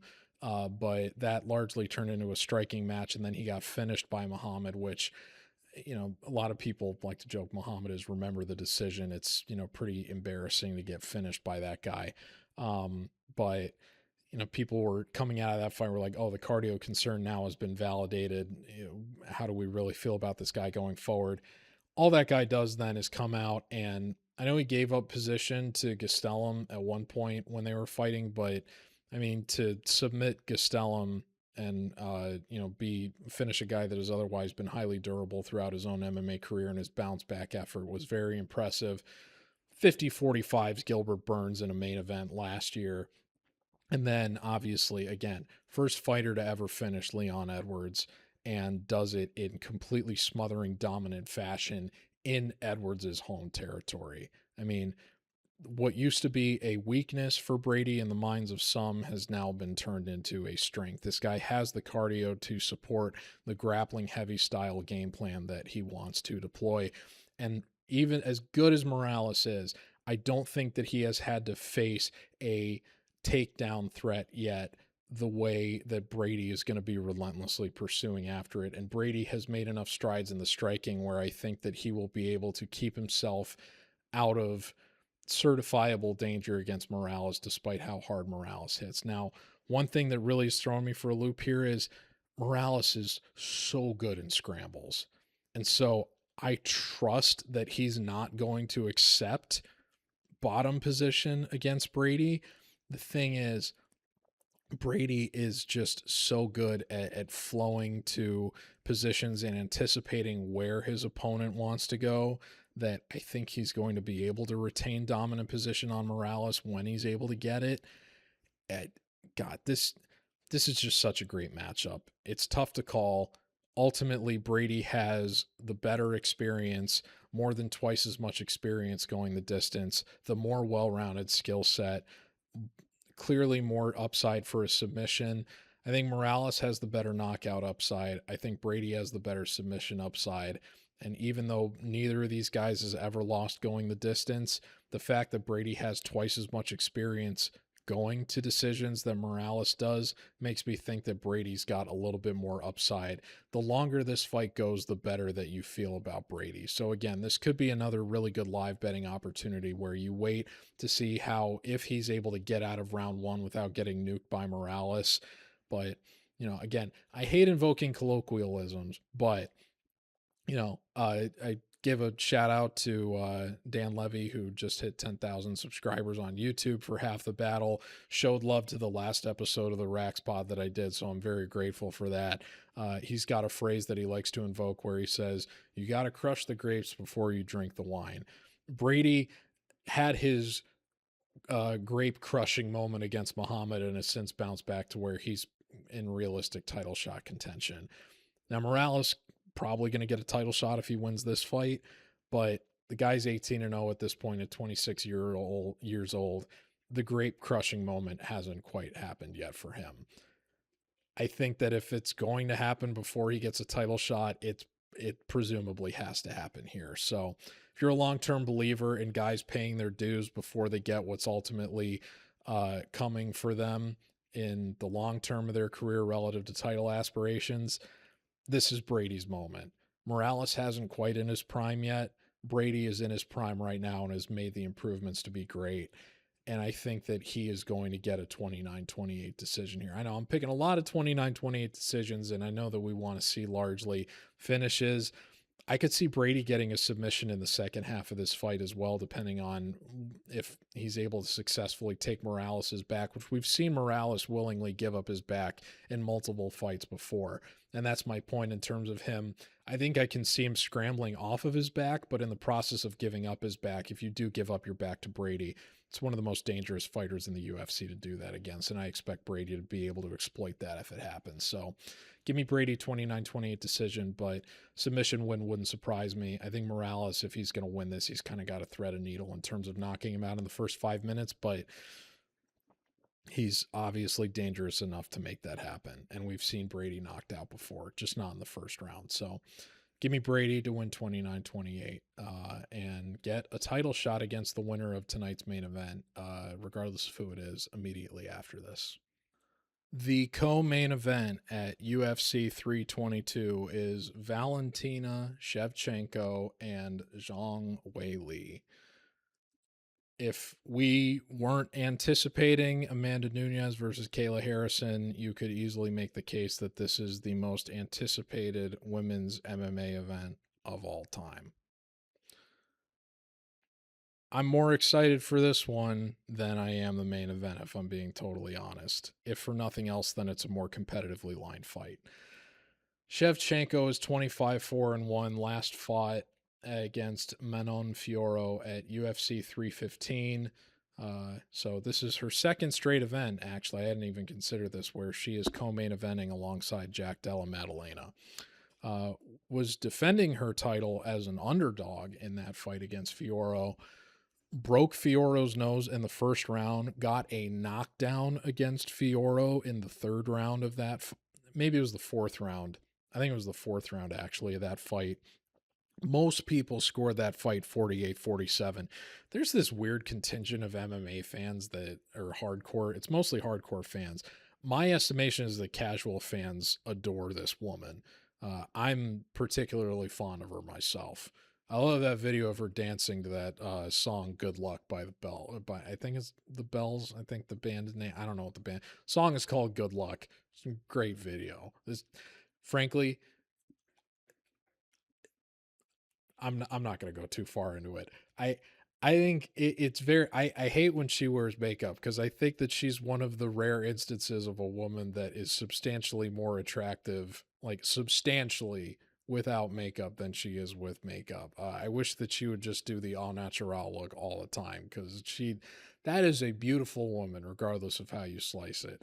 But Shevchenko, what a performance against Fiorot. I was so grateful after a lot of seeing so many people on the Fiorot side that she was able to grind out that win there.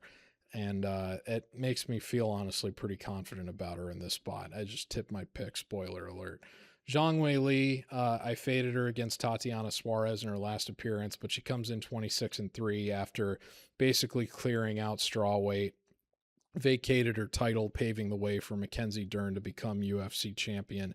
We'll see if Suarez ends up getting a title shot, and I would hope that she would be able to take care of somebody that is comfortable fighting off of her back as Dern is. But that being said, Weili, I mean, obviously one of the most accomplished women's mixed martial artists of all time in her own right, to the point where now they felt like they needed to make this super fight at MSG. But I'll try to keep this one pretty simple. I mean, I you have to weigh the moving up in weight classes. It's so much it's a far less concerning thing for somebody like you see how much success Pereira has had going from middleweight to light heavyweight now that he's not rather having to cut as much weight and had the size to compete at light heavyweight as it already is in the case of Pereira. Whereas you have to weigh moving up as a much more considerable risk for fighters that are fighting at lower weights because the percentage of body mass that is being added onto their previous weight is just so much higher. They're presumably going to be facing naturally bigger fighters that are more comfortable already cutting down to extreme circumstances in the same way that fighters that were at lower classes were when they were fighting at lower weights. So there's a lot of people that are assuming that Weili is going to look like better and more fresh in this matchup, given that she's not having to cut as much weight anymore. But the thing you have to consider is that Shevchenko is somebody at one point that was fighting up at bantamweight even. And two of the three career losses that she has are to, or four rather, are to Amanda Nunes at 135, who is undisputably the GOAT at women's MMA at this point. We'll see what happens with that Kayla Harrison fight. But again, it's so hard for me to see a woman like Shevchenko, who you've got the flyweight queen and Shevchenko against the strawweight queen and Weili. And the strawweight queen is being asked to move up from 115 pounds to 125 pounds. That's a big ad for her. And it's reflected in the fact that Shevchenko is going to be the bigger woman and is going to have a 3.5-inch reach advantage. And I think quietly, even though people are saying that Weili's decline hasn't started coming as hard as maybe Shevchenko's has, I don't know why there's a narrative that Shevchenko is declining here. She got a knockdown against Manon Fiorot. Did anybody anticipate? I picked Shevchenko to win that fight, and I didn't even anticipate that was going to happen. Both of these women are so phenomenally well-rounded, but ultimately Shevchenko is more efficient with her takedowns. She is more defensively responsible if fighting at a lower volume. But she clearly hits still super hard based on the damage that she inflicted upon Fiorot in order to decisively win that fight. She's got more experience going the distance than Weili does, even though Weili's got a nice, 5-round resume in her own right at this point, being as accomplished as she is at strawweight. There's also a weird narrative that, Shevchenko has taken more damage over the course of her career than Weili has. Are we forgetting that everybody loves talking about Weili's that fight that Weili had with Joanna Jędrzejczyk? Oh God, I'm gonna butcher her name. Forgive me, Jędrzejczyk. I know I said that wrong. The Polish woman that looked like an alien after the first time that she fought Weili. Again, that fight was so spectacular because both women were effectively disfigured by the end of it. And Weili also got head kick knocked out in the first round by Rose Namajunas. Shevchenko has one TKO loss by retirement in her career. Otherwise, has never been put out cold the way that Weili has. So even though Shevchenko has technically been finished more times in her career than Weili, I don't know how you can say that the difference in attrition is substantial between these two to where it would make you feel good about Weili. So I think Shevchenko is going to have more success on the feet, given that she's supported by the reach advantage, is going to be the more comfortable woman fighting at this weight class, and is going to be able to lean on that and land bigger moments of impact. The question is Weili going to be able to put her on the ground, and is she going to be able to retain the dominant position down there when she does? I don't know if she has the size to do that. Whereas I think Shevchenko, this is enough of a step up in size for Weili, where I would feel more comfortable about Shevchenko retaining dominant positions against Weili than the other way around. Especially given the fact that Suarez, as bad as she looked in her last performance, was still able to hold Weili down in the early stages before she kind of blew her gas tank after one round in kind of, frankly, inexplicable fashion relative to the rest of Suarez's career. So Shevchenko just got one of the most impressive wins of her career, frankly, against somebody that is enormous in Fiorot for the weight class. Now she's fighting someone that is going to be smaller for the weight class, extremely credentialed in every asset of MMA in her own right, or facet of MMA in her own right. But I feel very, very confident in Shevchenko here. I think that the submission upside here is pretty dead even. The knockout upside, I think you have to lean Shevchenko just on the merit that she's only ever been TKO'd via retirement, and that was well before her career in the UFC started, whereas we've seen Weili not only go into wars where she's taken so much damage and is now moving up in weight against harder hitters, granted by women's MMA standards, but still harder hitters than she's presumably had to deal with at straw weight. But if this does go the distance, I trust Shevchenko to make the right. Both of these women are great at making in-round adjustments, but I just trust Shevchenko, given she has a little bit more experience going the distance and has really only ever lost in the UFC against women not named Amanda Nunes when it's only ever been close for Shevchenko when she's made an extremely bad, miscalculated mistake in a fight that she was otherwise pretty handily winning. That's how we got the Grasso trilogy. I don't expect she clearly learned from that when she went into the trilogy fight to get her title back finally decisively with Grasso. And I think learning from that experience is just only going to continue to make her fight a more smart and calculated approach rather than feeling herself too much with throwing spinning shit. So I trust Shevchenko here. I think she's going to win a 48-47, possibly a 49-46. But I think we're going to get a great war. I think we're going to get a, frankly, more competitive fight than we're going to get in the main event. And yeah, I envy anybody going to MSG that's going to get to see this fight, because we don't get a lot of super fights nowadays, given how the UFC feels about guys moving up in weight classes to challenge for belts. But even in spite of the fact that Weili is vacated, pretty much everybody recognizes that she was the GOAT of her division at this point at strawweight. We have two of the greatest of all time in their respective divisions going at it. You don't get that very often. So cherish this for what it is, because this is going to be an incredible fight. But I'm going to be rooting hard as hell for Chevy Chonks. And I got to be honest, at these odds, it's going to be really hard for me to pass up playing her as a parlay leg.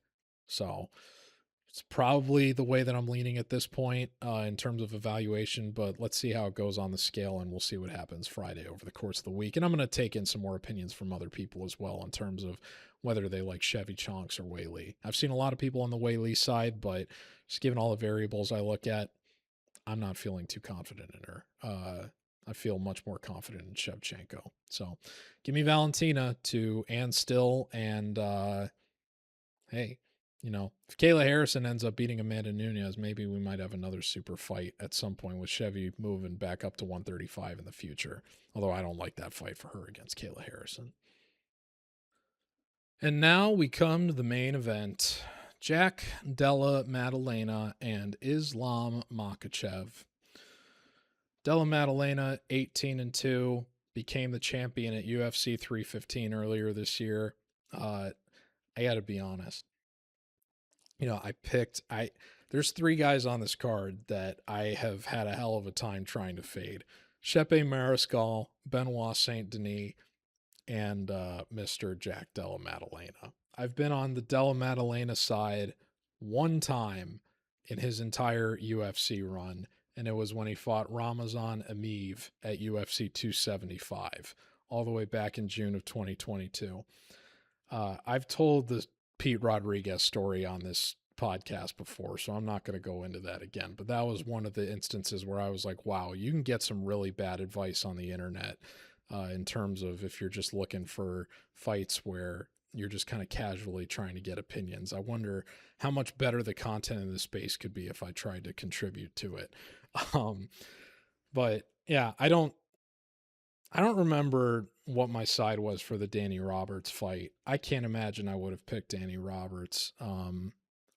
It's possible. I don't know. But I would have to imagine, given Roberts' chinniness, I wouldn't have been on that side. But you could go back and probably see what my pick was for that. It might have been a stay away. It might have been an under. I don't know. I think I picked the over when he fought Randy Brown. That didn't go well. The Hafez fight, I said stay away, and the fact that that went to a split, even in spite of the fact that Della Maddalena had to cut weight multiple times in the span of 2 weeks, made me concerned enough about what was going to happen to him against Muhammad. I picked Kevin Holland to beat him. Some people think Holland did beat him. That fight, I think you could have scored either way. It just didn't go my way. It is what it is. I think Della Maddalena might have had the slightly better argument overall. Gilbert Burns fight was brutal because if Burns survived to the end, he was going to win that fight. So very, very unfortunate that, you know, he ended up just taking a knee after conceding, or not conceding, but he wasn't able to hold Della Maddalena down. Maddalena scrambled back to his feet and was able to get the knockout. And in a fight that he was going to lose based on the scorecards that got released coming out of it. The Bilal Muhammad fight. Anyway, when that TNT walkout music hit for JDM, I was like, you know what? I don't think this is going to go well for Bilal. Now, that being said, I was I didn't find out until this week that apparently Bilal broke his foot in the camp leading up to that fight. So I thought he was kind of waxing poetic a little bit when he said he was going to try to box with Della Maddalena, because how many times do we see MMA fighters say they're going to do something and then fight a totally different style, that they're just paying lip service in the media lead up to that fight? But he really did try to box with him for the entire time. And honestly, like, he, in spite of the fact that he hardly had any takedown success in that fight, and Della Maddalena scrambling looked incredible. I mean, that fight still came down to who won round 5. And Bilal not being able to retain dominant position and the improvements that Della Maddalena made in his get-up game were ultimately the difference in what won him the fight. So I saw so many people trying to make it 49-46. That fight was closer than I think a lot of people want to admit. It was, in its own way, a very impressive performance for Bilal, even though he got absolutely brutalized in terms of the damage. It was a great, great fight. But it was a champion-making performance for Della Maddalena. It really was. So the guy is clearly very, very impressive, exciting fighter in his own right. I can see why there have been so many fans that have gravitated towards him. And even though I've been very close to correctly picking against him in several instances, it just hasn't happened. Now, one guy that I haven't picked against in pretty much any capacity is Islam Makhachev. The only time I did it was a pretty emotional pick at UFC 280 in favor of Charles Oliveira, who I'm not going to bet against my hero. I'm just not going to do it. And that fight did not go well for Dubronx at all. After that, I picked Makhachev. I think I took the over in the first fight Makhachev had with Volk, and that ended up being a great bet. Tried to go to the well again, took the over against Volk in the rematch, and that one didn't take at all. And I think that one might have been lined even at 4.5, whereas the first one was a over 2.5. So worse bet with a worse line for that second rematch. Tried to take the under for the Poirier fight, didn't take, unfortunately. And then tried to, and then I wanted to play the under against Moicano, but that fight, obviously, there was a whole weird circumstance in terms of how that came together. I think I was going to play, I think Makhachev was like 350 against Sarukian, and I was just going to play the money line, but that fight didn't end up taking, so it doesn't matter at this point. I'm not going to get too cute with this one. I remember when Makhachev fought Oliveira, and this is something that I've deployed a lot in terms of evaluating the price tags on fighters that you recognize are going to be like super elite and heavily sought after by the market for a long time if they win spots where they're less valued. A lot of people saying it could be a very, very long time before we get Makhachev at a price like this, like the one that he's at against Oliveira. And he hasn't been back down in that like minus 185 range since he fought Oliveira. He did get down to like 250, I think, against Volk the first time that they fought. And that was a bit of a sweat towards the end against a fighter that is a certifiable all-time great in the UFC. Della Maddalena is very good, but I don't think that he's quite at that established level yet, especially for a guy that nearly got beaten by Gilbert Burns last year. I know this is a move up in weight for Makhachev, but this guy is somebody that people are already asking, is what he has accomplished on its face more impressive than his predecessor in Khabib Nurmagomedov? And it's hard to argue against that. If this fight stays standing for 25 minutes, you have to like Della Maddalena's odds here. But given the fact that the fight with Belal was as close as it was, where Belal didn't even need to lean on his wrestling the whole time, and we've seen how much Makhachev has improved as a striker, and he's not going to be having nearly as super taxing of a weight cut as he had before, now moving up to 170, and he's clearly got the more well-rounded skill set, and he'll do better retaining dominant positions. And if Della Maddalena gives up his back here, he's probably not going to be able to get out of back triangles. I'm surprised the line is as close as it is. It speaks to how much people love Jack Della Maddalena. But I got to go with Makhachev here. In the same way that I felt that Chimaev was kind of inevitable against Duplessis, two guys that fight very, very similar styles. I just think Makhachev is inevitable, man. I'm grateful that he's back down to 250 around where he was for that first Volk fight, because I don't expect Della Maddalena to give him as many problems as Volk did. I just don't. I think Della Maddalena's got to get a first-round knockout here, because the longer this one goes, the more Makhachev is just going to be rolling downhill in terms of putting the fight where he wants it to be. And I could see Della Maddalena. I don't see Della Maddalena getting frustrated, because he's shown to be very composed in tough spots. I just don't see him having a lot of success, and Makhachev just staying one step ahead in the grappling, to where he's, even when Della Maddalena is working to get back to his feet, Makhachev is not breaking loose and is still getting mat returns, and is just keeping this fight on his terms for at least the last 15 minutes, if not the last 20. So I'm going to say Makhachev gets a submission in like round 3 after Maddalena, gives up his back and just, makes a momentary lapse in judgment. But I could also see this one going the distance. It's why I don't really want to I've gotten burned hedging on rounds with Makhachev plenty of times at this point, that I'd rather just play the money line. And I've got him graded very favorably here, enough to where I think 250 is a pretty good value for him.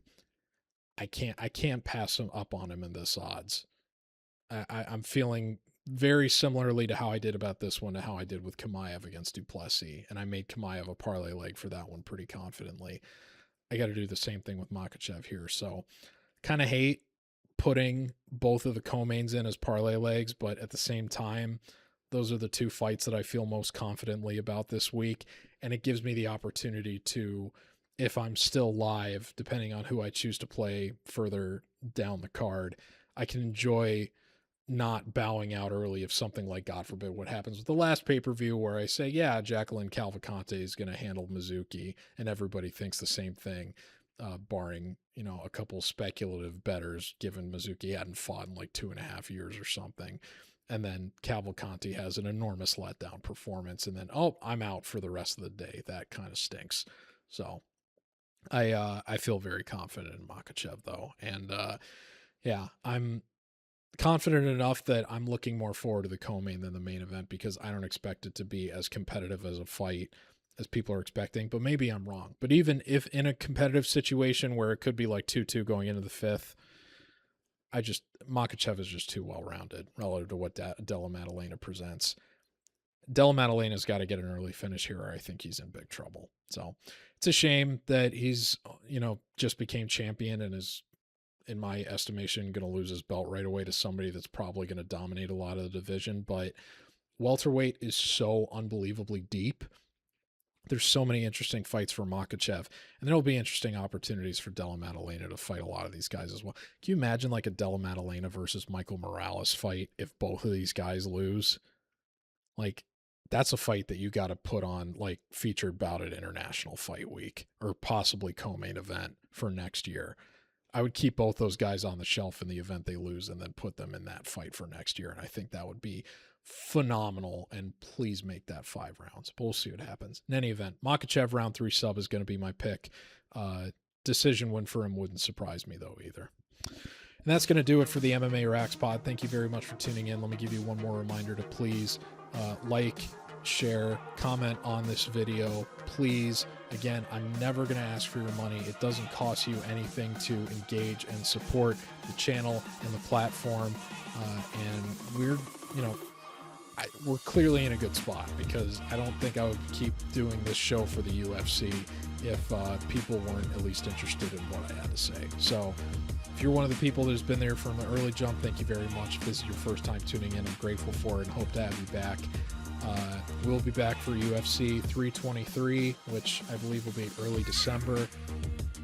We'll have, I think, at least one more card between now and then. Yeah, there will be one more. We've got the Thanksgiving break. But yeah, first week of December will be Dvalishvili versus Jan 2.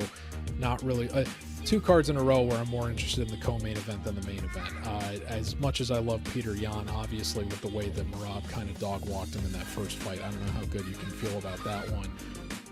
Pantoja Van, obviously, so much more intriguing, especially if Van somehow gets the win. We're talking about a guy that is the second youngest UFC champion, the youngest since John Jones. So that card, a bunch of bangers up and down the card on that one. Very much looking forward to that. But one card at a time, and I'm very much looking forward to the one this weekend. So thank you very much. Thanks again for helping me hit 2.6 thousand followers on Twitter, X. Please go follow me over there, like, and engage with all the picks that I'm putting out, as well as when this video goes up on X on Thursday night, which it already is because it's posting in tandem with the YouTube. But in any event, however you're consuming the content, I appreciate it. Thank you very much, and thanks for your patience. And yeah, we will be back for 323. Until then, good luck with your sides this week, and enjoy the fights. Take care, folks.